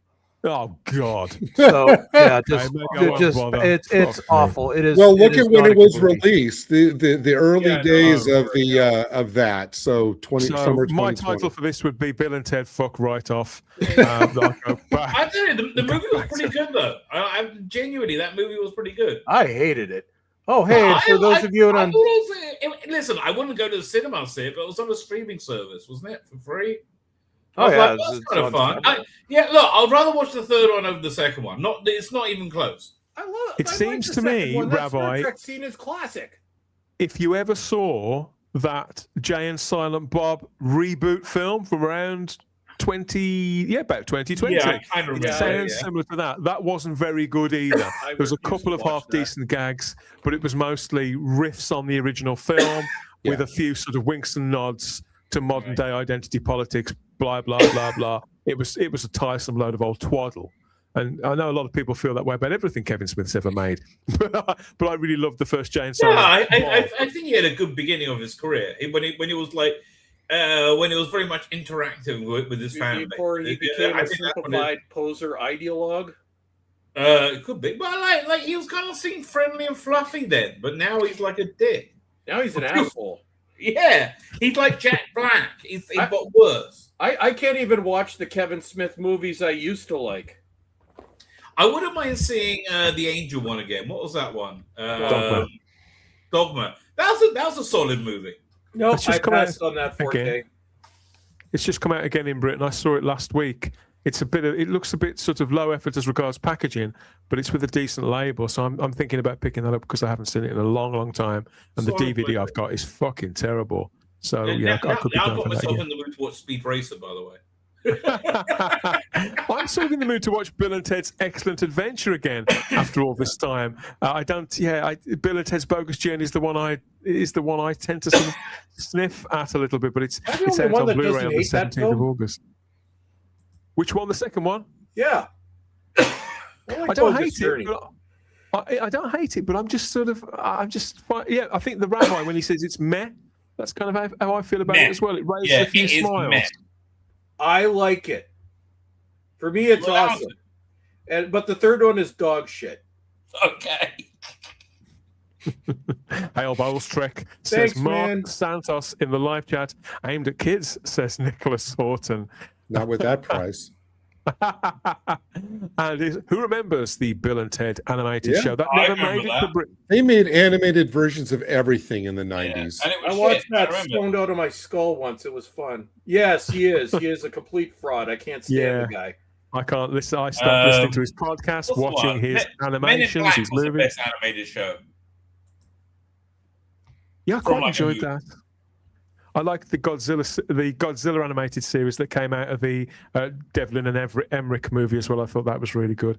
I never saw God that. gave rock and roll to you, says PD Rich. I forgot about that. That was by Kiss, wasn't it? That was the I hate theme of Kiss. this movie. I hate that song. I hate Kiss. The Don't- only thing don't about diss these me, movies I don't man. like. He's my brother. I It's hate everything Kiss with today. a passion. Yeah, this is also it's with it's Britain. It's a Britain release only, and it could explain. Okay. the show. Troy's the only one I recognise. Is that the recent We're one? going to come to that. I'm working my way through to. Oh, Larry to the rest Flynn. of it. No. That's a good movie. Now, Okay, no, let's move on. Lots Let's of- move on to that then, because I have prepared these in advance. Let's move on to Larry Flint. This is directed by Milos Forman, who did One Flew Over the Cuckoo's Nest and Amadeus. So he makes a film once every 10 years or so. Produced by Oliver Stone, stars Woody Harrelson from 1996. Hugely successful Academy Award-winning director Milos Forman gave us this sort of controversial and shameless, it says in the blurb, thought-provoking film about Larry Flint, the distant provocateur, the unlikely champion of free speech who battled against censorship for our right to bad taste and self-expression. This is the 30th anniversary edition with brand new 4K restoration from the 35mm negative. I've never seen this, Rabbi. I just never got round to it. Would you recommend it? Weirdly, I find this a very religious movie. Like, Of course you do. No, but like there's a religious subplot that goes through it, right, which rings very true to me, right, and so it's basically about how he ended. Like, he spent most of his life in a wheelchair. Yeah. Oh, And okay. so that ties into his connection to religion, which is it's just a weird turn where it happens. And I thought it feels like very real life to me, right? So Woody Harrelson's fantastic in it. The story is riveting, like very, very, very gripping. It's not smutty, really. It's not smutty enough for my money. No, it really isn't. I would. There's I'm trying to think. Oh, if you want like a arty, smutty, good story, then the Paul Thomas Anderson movie, Boogie Nights, right? It's not I love that. Boogie Nights is great, but this is not that. I mean, yeah, it is in the adult porn industry, but that's kind of like on the side. It's much more about who he is as a person. Like Woody Harrelson. I think he's he's reliable. excellent in it. He's fantastic. It's probably one of his best movies. Right now, I have no idea why I've never seen this, Gary. Have you ever caught it? I have never caught this, whether it's because I'm not a huge Woody Harrelson fan or just I remember the news stories flying around like back in the day about it, but I was just never motivated to see this film. I think though what Rabbi just said, I think that should have been a pull quote on the cover. Too tame for me. Signed the Rabbi. That should have been the cover. You know what? It's a very good sister movie to The Founder, the movie about the creation of McDonald's. Oh, I like that. I love that movie. Right? That's a great love that movie. Me But too. it's similar to that in many ways. Just dealing with porn over fast food. Courtney Love acts in this, and people said she was brilliant in it. Again, she's completely barking mad. Well, no, I'll tell you why she's good in this, Dan. Because the character is high out of her mind for the entire runtime, and Courtney Love was high out of her mind. No, it's good because she wasn't actually acting. No acting This needed. was 2 years after she pulled out her plan against Kurt Cobain. Yes, I'm convinced she did that. No, it's Really? I don't know enough that you're about it. watching an actress high, like just like zonked out of her tree. It's not a performance. That was her. Woody Harrelson isn't the most, how can I put this, careful, quiet, and small actor, is he? He gives pretty big performances, whatever the role. Is he the? Which is the film where he plays? Is it Ed TV? Is he in that? I don't know. Or is that Matthew McConaughey? There's a film that Woody Harrelson's in, which is sort of really in your face. But I always enjoy him. He never really irritates me. He's never. Whereas some actors do. Loved him in Natural Born Killers. I thought that was a great I like him film. in the Haven't seen that in a Magician long movies. time either. What's the name of that franchise? Yeah, Now You See Me movies. Oh, He's good in he was those. good. He was even great in Hunger good. Games, right? He's was- really good wherever you see him. Yeah, he's even good in Solo. When you consider Yeah, I agree. how lackluster Now, that I was. would love to release the Lord and Miller cut of Solo. That will probably do quite well. It's probably been burnt. No, they never made it. They were fine before they made it. It was like 90% filmed. Yeah, But it's all in the edit with those movies, right? It's all in the edit. It's like they then went on to do the Spider-Man cartoon movie, which was incredible. And it was incredible because of the storytelling style. Larry Flint got a raw deal, according to Ragnar, who's watching us on He YouTube. did. They were not very nice to Larry Flint. And Victor Fontaine says, wow, an actual 2-disc 4K release of a new Arrow title. I have this Blu-ray. Needs to be on sale for him to upgrade it, though. And Ragnar recommends Courtney Love's performance. So, yeah, she's playing herself by the sounds of it. Yes. Is that why it works? Yeah, so it's just like Falling Down, a film from the 90s that a lot of people really, really rate. But I've never seen this. So, again, I think I've got it. I've probably got it. I'm certain I've got this in my collection, again, from a car boot or a secondhand shop or a 3 for £1 or something like that. I'm pretty sure I have picked it up. So as always, you think, I've made a note to look at this now. That's the joy in going through some of these releases, because quite often they'll remind me of films that I've meant to watch or meant to rewatch over the years. That's why I like going through these. Well, I like going through these so much, whatever the genre. Next up is Ju-On. Is that how you pronounce this, Chris? Ju-On? Ju-On, yes. From 2000. This is the one that kicked off an entire franchise. Ju-On, The Grudge, deep in the shadows of the attic of an ordinary family home in the Tokyo suburbs, something malevolent. This is supposed to be really good. This gave birth to a whole genre of scary. Is this like The Ring? The Ring came from this, I think. No, this is the original version of The Grudge. Right, it's not about Jews at all. Don't believe what it says in the cover. Yes, the sequel was Jew Off. Ju-On is The Grudge in the language that is not. You see, right under it, it says The Grudge, so you know what it is. Oh, okay.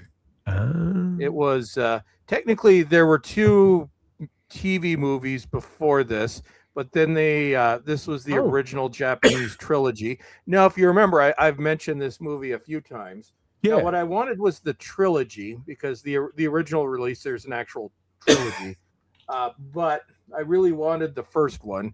So finally, this had previously been released in Region 2. So we are finally getting a because Region 1 didn't even get a Blu-ray of this. It had a DVD release. So this is the only one of these that I will be pre-ordering. These will be one of my 2 pickups for that month. It's good choice. Good seminal strong choice. Yeah, so I am very excited for this one, and this will be one of those that I watch as soon as I get. But didn't this open the door for all those Chinese or whatever they are? It was part of the J horror trend, which didn't last very long. It's only from about 98 to maybe 2002. It's only sort of 4 years, and they're the Ringu, or the original version of the Ring, that was that is one. the most popular one. But there were several dozen of these films. Right. I have some I of them. there was a whole thing for a little bit, right? Yeah. But this was the one that kicked off that trend. One of them. All right. There were a few films that came out at around the same time. Haven't got a release date on this, but again, I've tried with some of these, and I've enjoyed some more than others. I have to really be in the right frame of mind for these. But then again, I think it could be because they've often not come with dubs, and I can't stand subtitles. I always go for the dub. I find them a barrier to a You film. will If not I've like got to read these them.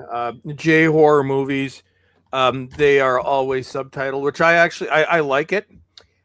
Some of them do have terrible translations. You need to hang your head in shame if you've ever watched one of those. I hate dubs. I cannot watch dubs. I have dozens of films with. I love subtitles. I'm what they call cultured, apparently, although they're mostly horror movies, so I think that's not very cultured, I guess. But no, these will be subtitled. But they're also quiet movies, so there isn't actually a ton of dialogue. So you're not. It's not that much to read. Yeah. Like Chris, I have to ask you. Sorry. I want to ask Chris as the horror movie kind of kingpin here. When they do like subtitles for like horror movies, when somebody screams, does the subtitle go ah? Is that what you see on the subtitle? Just like a string of A's? You do occasionally, but generally okay. no. It's usually implied that if somebody is getting stabbed and they're screaming, they're not having a very good time. So I don't think you need to translate that. Normally in the subtitles I've seen, there's a little like thing in like square parentheses saying screams, right? Like Okay, all right. I think I'm the only person that actually watched. That's why subtitles take me right out of every film, because I feel like I'm reading practically everything. I'd rather, watched the dub of Squid Game, didn't you?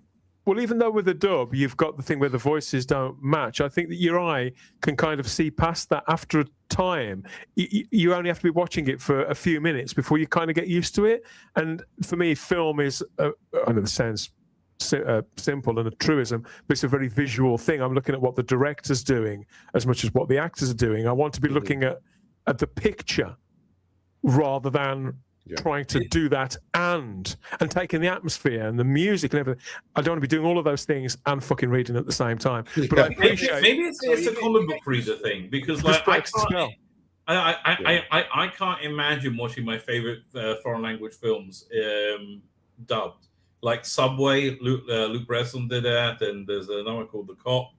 There's Pan's Labyrinth is one of my favorite movies of all time. Yeah, I know a lot of people feel differently. It all kind of like fits together, right? The text, and I think it's because I read a lot of comics, right? And it's like it's these I always have it together better for me. But again, when a comic is put together, often the bubbles are put where they're put to be visually appealing. The bubbles are as meant to be there as the I agree with you. Whereas with this, that's not the case. It's a different format. But I'm just saying it's weird because, like, for me, I'm not dissing your point of view. I just say I am the complete opposite. Like the complete. Yeah, I think it depends on the kind of person you are. Yeah. I won't watch a movie. I can't be bothered to read the subtitles. It's like one of my favorite sets. Actually, Arrow put out about 2 years ago. It's a Blu-ray, J Horror Rising, which has 9 J horror movies, which had never been seen in North America. Most of them were actually like the subtitles were done specifically for this release. I find with subtitles, you kind of just after the first few minutes you just get used to it, but it does kind of fall into you either love it or hate it. Like I think I'm the only one that watched Squid Games with the subtitles in the original language. Everybody else watched that terrible dub. The terrible. Oh no, I didn't. I've never seen that either. Come to think of it, if I did watch it, I'll watch it with the subtitles. Strange. Juan, for me, it's like without hearing the original dialogue, even though I don't understand it, you're not seeing the director's original intent. Oh, I see it the other way. I see it the other way around. I feel that the subtitles get in the way of what the director intended. Well, you know, nowadays what they could do is just lip sync it with AI and have like good performances on the dubs. Yeah, no, that's terrible. This one, it's a matter of taste. With subtitles, either you love them or you don't. And, yeah, I guess so. And I could see why a lot of people I love foreign horror, but if you ask me, say when I was a kid, I used to be afraid to admit that because everybody used to say to me, "Oh, you know, film snobs. Oh no, you've got to see it in its original language." So I pretend that. You know what, Dan? Now I just don't give a shit. I bet you I like it because it's snobbery. I bet you I love being a snob. Right, I bet you that's one of the reasons. I don't know why I like it. There's I a bet lot of that's one of the snobbery reasons. surrounding it. I don't think everybody who feels that way it is a snob, but there is a lot of snobbery around it. I'm snobby. I'm very snobby. Look at my avatar. That's a snobby, angry man. I just want to give you a brief crackers warning. They are getting creamed right now. They're getting creamed. Well, what do you want to stay and talk about this selection? Because I think you probably know this film. I've seen this one a few years ago. Can't remember much about it. And reading the blurb for Identity from 2002 from James Mangold, this is one I think I must watch again. It says it's a high concept. I remember I skipped this when it came out. I haven't seen it. It's described as a high-concept thriller that fuses Agatha Christie-style mystery with nerve-shredding psychological horror when a torrential downpour strands 10 strangers at a remote Nevada motel. Tensions soon freight a breaking point. And it stars John Cusack, the late Ray Liotta, Amanda Peet. I remember watching this, and I remember being gripped by it, but it's been over 20-odd years. So again, I'm going to have to go back to this, whether I pick up this brand new release, this 4K or Blu-ray, or not. You've never even seen it, Rabbi? No, and I will eagerly BitTorrent it when it's released. It's out from Arrow on the 25th of August. It has a perfectly good. It's a good movie, but to be honest, this one has a perfectly good Blu-ray, which I have. I won't be upgrading it. But if you have not seen it, I would recommend watching it. I wouldn't necessarily recommend paying this large a price for it. If you can find the Blu-ray, which is usually pretty cheap, go for it. Chris, can I have you a Dark City Blu-ray or 4K? What one's worth it? Oh, Dark City 4K. 4K, absolutely. That movie just blew me away. No, that is one of the best 4K releases I've ever picked up. Yep. No, if you're going to get one, get that. All right. Well, I was just curious. You got me excited there. I'm sorry. I didn't mean to arouse you. You're more a thriller man than a horror man as well, aren't you, Gary? You must have seen this, I suspect. Yeah, I think this is one of those ones where, I mean, there's a little bit of what's the film where the guy doesn't have his memory? Memento. Oh, I was going to say there's a lot of Memento type structure in this. Okay. And it kind of turns out to be not so much of a mystery as more of like a horror movie element in this. But John Cusack, I think, is one of the most reliable actors around. So really anything that he does is going to be done. And this is one of those movies, though, that I don't know that you can watch it too many times, because it's kind of like, how many times can you really watch The Sixth Sense and really be surprised by it again?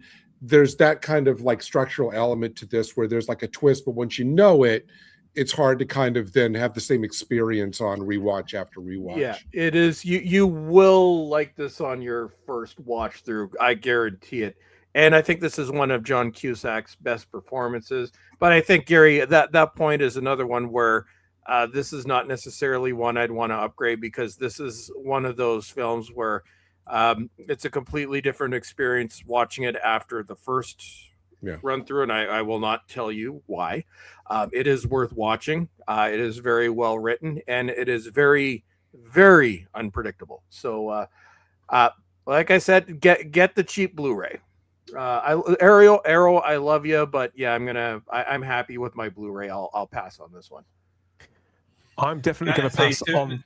Sorry, go ahead.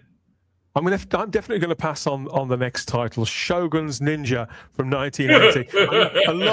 A lot of people love this stuff. I know this is another one of their kind of niche subgenres. It's during the Warring States period, a lone man on a small boat approaches the shores of Japan, packed with explosive fight sequences and acrobatic stunts. Courtesy of the Japan Action Club, whoever they are, Shogun's Ninja has a frenzied blend of Japanese period drama, hyper-violent karate movies, and action comedy. It's also out on the 25th of August. Every time they put one of these in the mix, it kind of leaves me cold. I know there's a massive following for these choppy-socky sort of bits of nonsense from back in the day. But no, everything about this is the kind of thing I pass on. But others may feel differently, rabbis. Do you like a bit of chop-socky? No, not really. I mean, if I'm like, with a inexpensive hooker and that we need a place to go and this is playing, I'll go see it, right? But other than that, some of those guys behind the hero there, that guy looks like he's struggling to stand up. Never mind. I can't look. I mean, God bless you. If you like it, you like it. I mean, I like Monkey. I like The Water Margin. Whatever. If it's on and I was like super high, yeah, I'll watch it. That almost sounds that. How much is this? The same, but 25 sheets. Okay. That title, though, I mean, to me sounds like a sitcom. Like 8 o'clock, it's Shogun's Ninjas, followed by Full House. It's like, wow, okay. This is a pass. This will sell though because there's a very loyal following for this. So yeah, if you're, I'm sure it's commercially very viable. I'm sure it'll sell out. They must know their audience. Combat Shock, says Ragnar in the live chat, and PD Rich says a Shogun wouldn't have a personal ninja. He'd have a shinobi. So he's putting them up on this 46 years after the fact. Victor Fontaine is still with us, as is Matthew Pounder. Lots of people. Thank you, everybody, for sticking with us with this. Yeah, this sort of stuff, every time one of these movies pops up, I just find them all a bit interchangeable, Chris. But I accept that it's a massive genre that a lot of people love, and they'll be no doubt be salivating at the thought of getting this on Blu-ray and 4K. I don't know. Picked up a few of them just for shits and giggles, but it's not really my genre. But I know I have friends that actually love this genre, your kung fu movies. So no, it's I'm a horror guy, but there are die-hard kung fu movies. So it's I fully support this release. I just shall not be picking it up myself. And finally, we have Troy from 2004. Believe it or not, this film is 22 years old. From there, the director and producer Wolfgang Petersen, who made Das Boot and The Never-Ending Story and various other films. It says an epic tale of love, war, and devastation, adapted from Homer's classic poem, The Iliad. Troy demonstrates the undeniable gravitas and inevitability of Homer's narrative, even after millennia. My God, who writes this stuff? Prepare to witness the grand, gargantuan scale of this legendary fable in stunning 4K for the very first time. Stars Brad Pitt, Eric Bana, Orlando Bloom, lots of people from the early noughties who were the kind of the action stars of the day. Orlando Bloom coming off Pirates of the Caribbean, obviously, and Lord of the Rings. Eric Bana having just been the Hulk. This is a hugely popular film, I find, that seems to get more popular as time goes on, just like Kingdom of Heaven is, and Master and Commander. Again, I saw this when it first came out. Can't remember a bloody thing about it.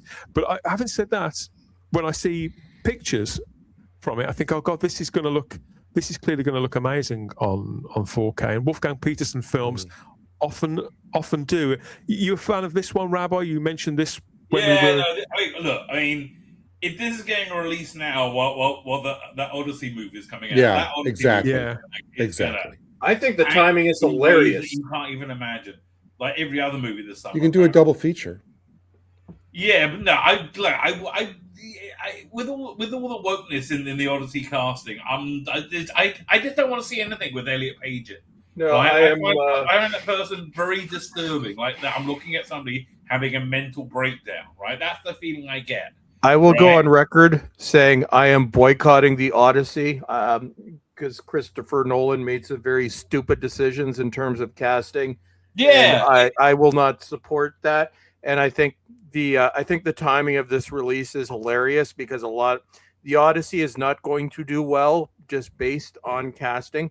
And I think the timing of this release is awesome and actually hilarious because after that movie bombs and there's so much. The only reason I haven't made a video about it is I haven't had time. But there was going to be a rant about that, and there may still be a Well, it's not rant out. about Yeah, that. yeah. You don't. Yeah. You wait till it comes out, then you can really. You see, But this is the kind of movie. This is the kind of movie that is probably going to look great on 4K. Oh, it will. I right. don't know anything about Homer. So is this the exact Married to material- Marge. Is this the exact material that the Odyssey is based on as well? Yes. Yes. It is. I didn't know. Okay, fine. It is the movie if it were made in 2004 without completely idiotic casting decisions that pissed off the planet. But I think I love the timing of this because after everybody boycotts the Odyssey, they'll want to see the non-woke version from 22 years ago. They could So re-release Arrow will it. be like, here you go. Yeah. All in all, and I'm being serious, all in all, I'd rather watch the Clash of the Titans from Oh, I know you're 1981. talking. Who wouldn't? I Who wouldn't? like the robot Burton at the best. That's right, exactly. Yeah, I think this is going to look incredible on 4K. And again, even though I haven't seen it for a really long time, this is the kind of thing that I could probably go back to, or maybe even upgrade. And know you're going to have a really enjoyable night in front of an expansive film that's worthy of today's advances in technology, in screens and in players. And especially by 2004, we're on the cusp of switching to digital. This is when they had pretty much perfected film, which is why early 2000s movies and late 90s look absolutely amazing on 4K. Although this is one because of budgetary concerns. I can only get one of these that month, and Juwan is going to be my one pickup. I will be getting this eventually. This will almost certainly get a standard release. And I will be picking it up on sale at some point. So I will get it, just not now. Yeah, I mean, just looking at the photography here, how large. I mean, I suppose some of it was probably model work and maths, and like you say, they'd honed every craft by this point, and it was before CGI, and never mind AI, really took over absolutely everything. It does look sumptuous and detailed, and yeah, completely worth. I mean, look at that. Is that Natalie Portman? I've never seen this movie, but that No, looks it's like not Natalie Natalie Portman. No, that's what's her face. Oh, and where was that? Oh, Vic Fontaine. Yes, he gave us some bad news, so I must retract what I said earlier. That Blu-ray of Identity, I just looked it up right now, that was like cheap forever, is now out of print.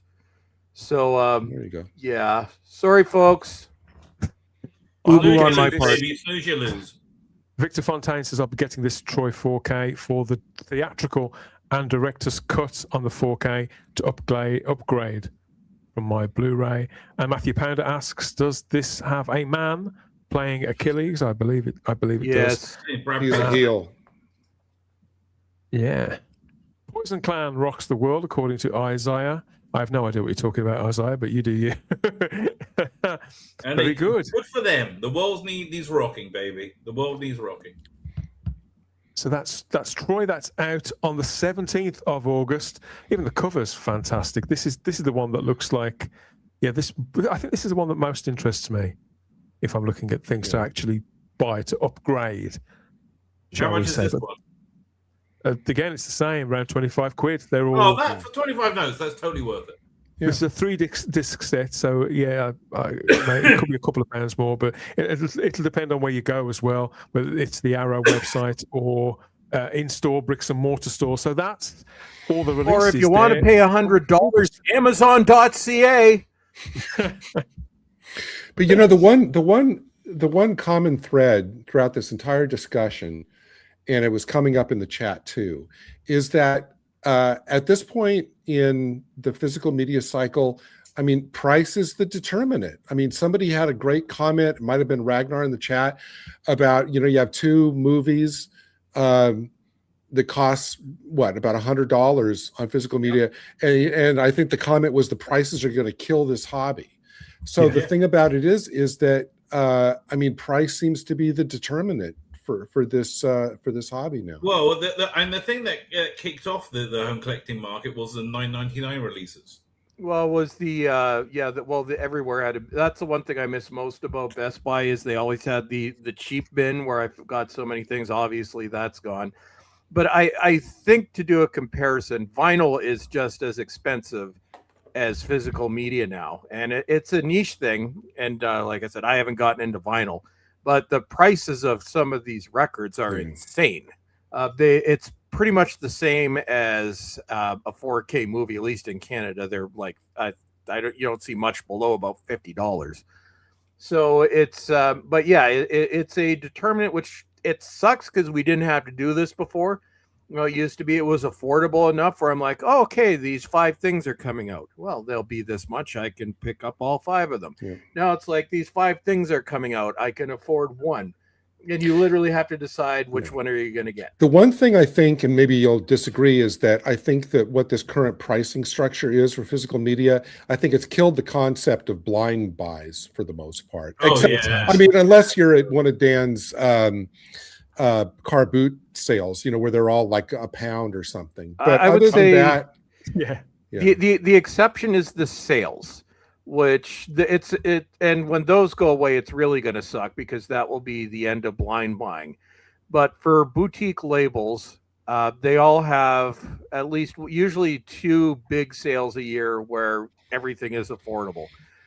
Arrow Video, their big sale is in October, usually goes for the entire month. Shocktober, where you can their standard price during those for a Blu-ray is $17 US, so it's perfectly affordable.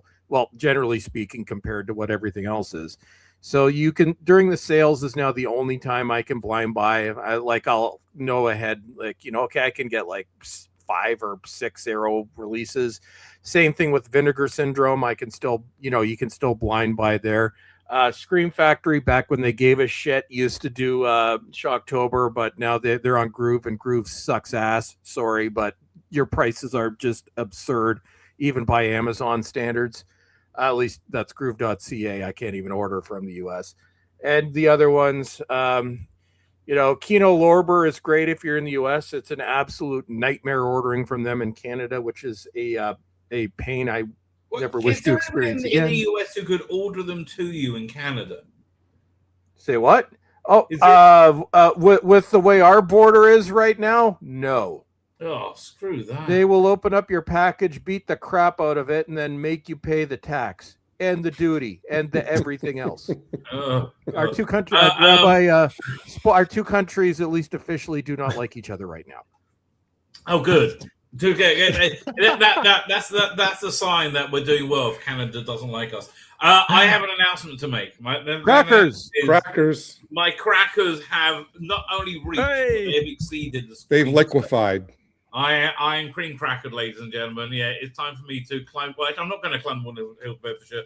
I've got my 4K of Excalibur here, right? So I'm going to put that on for a little bit. I'm not going to say anything. I got Excalibur. That was my pickup a few months ago, and it's awesome. It is worth it. No, I got it too.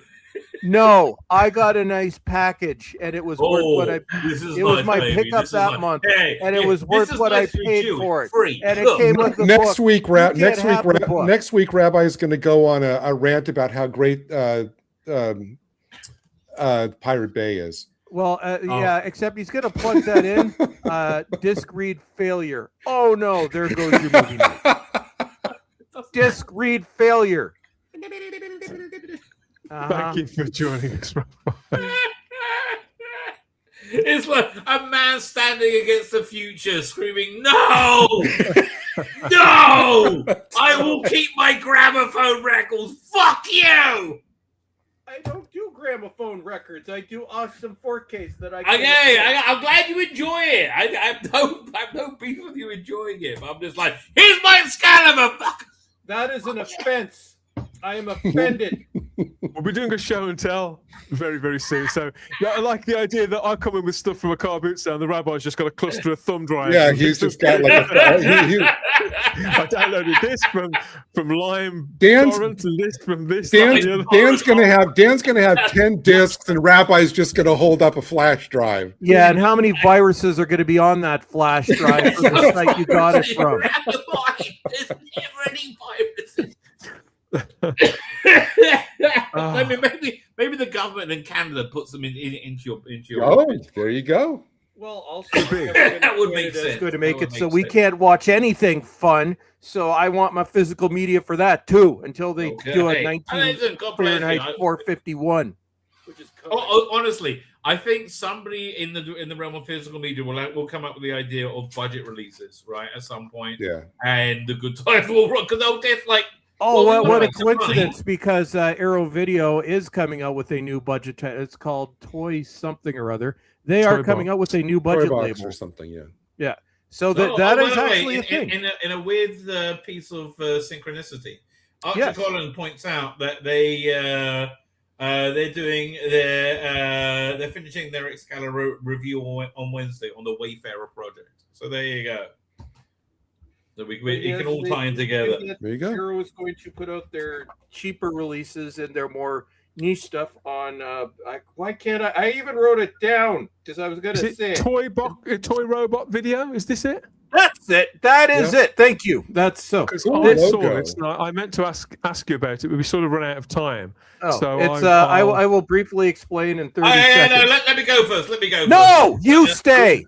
No, fuck you. No. Bye. Bye. Okay, my 30-second explanation. So Toy Robot is now a new sub-label of Arrow Video run by Cliff McMillan, formerly of Scream Factory, who was the one who created that brand. And Toy Robot will be more affordable, less fancy releases, and it is going to be basically what your standard Scream Factory and Shout Factory releases used to be. So literally, he is continuing what he did with that company over a decade through Toy Robot. I think it's going to be heavily focused on Blu-ray, which over 4K, which I think I'm perfectly happy with. Although one of their inaugural releases is going to be Masters of the Universe on 4K. So there you go. So yeah, that right there. So that's. But apparently the pricing structure will be lower than the actual parent Arrow Video label, and a lot of cool stuff is coming. So I'm actually, even though I probably won't be able to afford a lot of it because I'm in Canada, I am actually very excited for this. That's actually I actually like that design because if they put all of the text, if they confine it to just like a single vertical strip on one side, that way you get the full art. That's nice. Really nicely done. I don't know if that comes off like a J card, if you can take that ribbon off. I don't know how apparently, that would no. The ribbon is on there. That's kind of how it's like how they're identifying these things. So they all come with their nice little ribbon. It is nice. Maybe it is nice. I picked up the 88 Films edition of Masters of the Universe about 6 months ago, which looks incredible. But this release, I don't know which territories these are coming out in yet, but I did spot the launch of this. Region 1 primarily. Yeah, I was going to say absolutely Region 1. That's part of their. A lot of this is from their Warner, because when Arrow Video made their deal with Warner, like they've been putting out really fancy releases of the main stuff, but apparently they acquired a ton of lesser known movies too, so they will be at discounted prices. In Canada, if you want to order them on Amazon, they'll probably be $75. But if you live in the US, they'll probably be like $20. Who needs streaming? Who needs streaming or downloading, Rabbi, when we have physical media? We have our 4Ks, our DVDs even, and our Blu-rays, and we have Arrow Video as well. What a great selection of titles there. Again, I think there's something for everybody there. And I like the fact that when there was 2 titles that I wanted the other month, I thought, okay, am I going to budget for this when there's all these other things I want? But with this, I think, oh no, I think there's one or two, and I'll get them sort of when I get them, or I can make a list of the films that I'll try and catch elsewhere. That's why I like them releasing this in a sort of cluster for me to go through, and we can talk about them and compare the things we've seen, compare our tastes. That's part of the joy of this, and we'll be doing some more on subsequent shows. Of course, we will, various other labels. But yeah, that's it for this one. Let us know which of the Arrow titles for August that you're going to be picking up in the comments, and we'll come back in a few weeks' time and talk about the September releases, no doubt. Can't wait. What the hell is this? Hey, come here. Hey, does anybody got a can opener? Hey, don't get out of my face. Hey, careful, it'll hurt you. Ooh, this garbage can.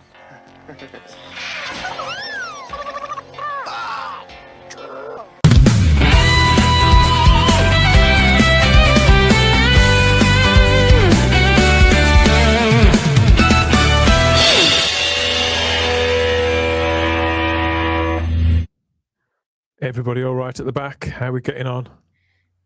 There Chris, you need to get a robot like that to handle the people on your street.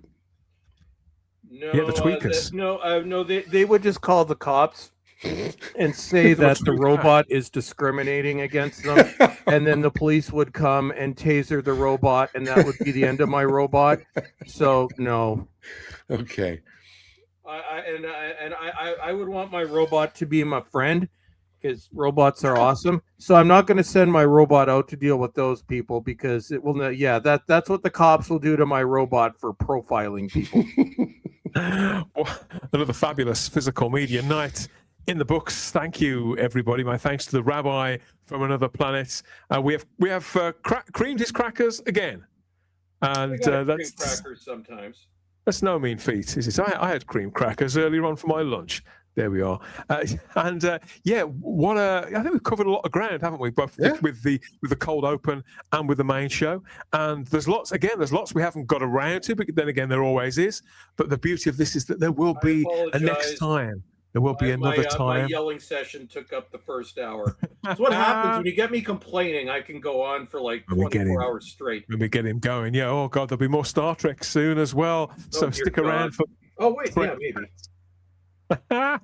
Lots more of that coming up too. But if you enjoy physical media, if you're a collector or just into film, into cinema, into movies, and even TV, obscure TV, we talked about Threads a few weeks ago. People really love that. That's done really, really well. $72.99 on Amazon Canada. Oh, we need to go back to the 90s, don't we, Chris? That's where we've gone wrong. We took a handbrake turn somewhere just after the People versus Larry Flint. I think that's where things start to Dan, could you imagine what a Blockbuster video in Canada would be like now? No. With the giant cloud hovering. We were talking about tweakers earlier. If it's like modern Canada, they'd be sleeping in the alleyways with things stuck in their arms. Can't have nice things. Oh no, not to this gentleman. He wouldn't tolerate any of that, would he? No. Definitely not.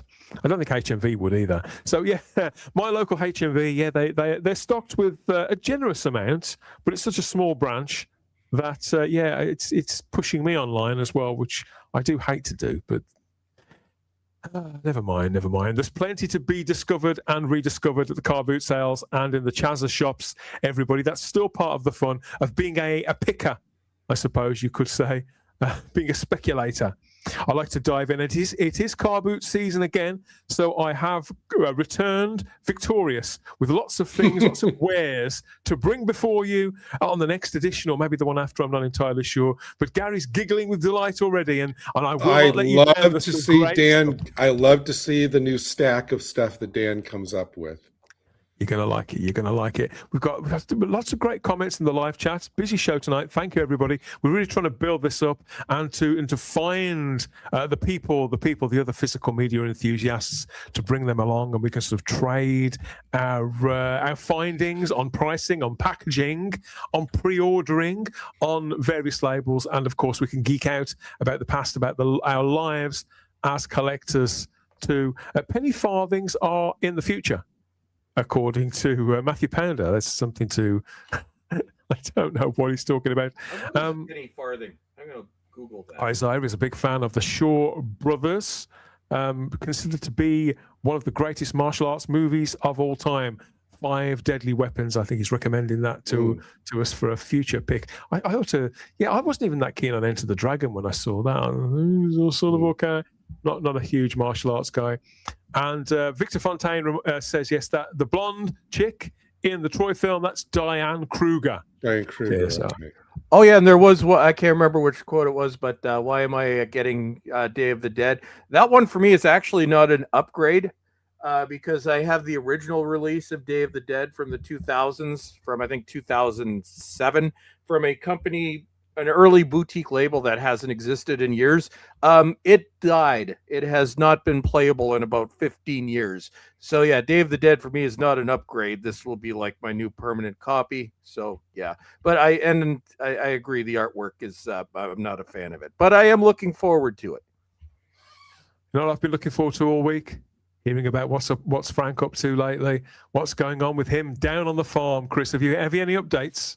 Yes, and before I give an update on Frank, I just have to shill. If you go to my channel, I have a new video out as of yesterday. Oh, this is a subject that Dan and I don't necessarily agree on, but we haven't canceled each other. But well, you'll know when I. Cool. So yesterday's video is Millie Alcock and Supergirl's incoming box office disaster. Have a guest. I have declared war on Millie Alcock for saying stupid things, but I do know that Dan is looking forward to this movie, so that's perfectly fine. Dan is excited. I'm at war. But yes, go look out the video. There is plenty of yelling as usual. Apparently, people enjoyed the yelling. It's now expected now. And now, as for Frank, so speaking of being at war. So it's an update on Frank and his pigs. His pigs are really angry now. And the pigs may actually try to kill Frank in his sleep. They have come to the conclusion that Frank is a degenerate and a loser and a grifter and just all around awful and dumber than a stump. And the pigs have had it. And I think the pigs are going to be causing somewhat of a bloodbath in the near future, and you can tell looking at Frank, he's completely oblivious, and he still has that pitchfork, and I don't know what's going on with the pitchfork because that's an accident waiting to happen. You don't want to know. So so we'll have to see how it goes with Frank and the pigs. But look at those pigs; they are not happy pigs. They have had it with Frank's shit. And it's only been a few weeks. He just seems to make friends wherever he goes, doesn't he? So that's me. So yeah. So in summary, yes. If you want, you can listen to me yell at Millie Alcock for 10 minutes. And the other update is the pigs are going to slaughter Frank in the very near future. So we'll have to see how that goes. Stay tuned. Stay tuned. As always, thank you everybody for joining us in the live chat. The comments are still coming. Is Frank now anti-grift? Says Peter Rich. I don't know what he means. Is he anti-grift? No, Frank is one big walking grift. The guy's claiming he runs a farm. I think Frank he's beyond. I think he could be beyond help. Like look at those pigs. You could see how his running of the farm has gone. And remember when we first saw him, he had all those other animal friends, the adorable ones. They're nowhere to be seen. They've shunned Frank. They have left the farm. It's the pigs that are still there because the pigs have decided that enough is enough. And I sympathize with the pigs. Enough of this shit. Fuck Frank. The pigs are crackered. Oh, they're going to turn him into cream crackers. I'm cream crackered as well, Gary. I've enjoyed going through these new releases with you guys and chatting about the various issues of the day and the trials and tribulations of being a collector in the 21st century. Yeah, it's been a good one. What's coming next time? I think we'll have to put our heads together and think about that, won't we? But thank you, Gary. I'm glad you could make it again.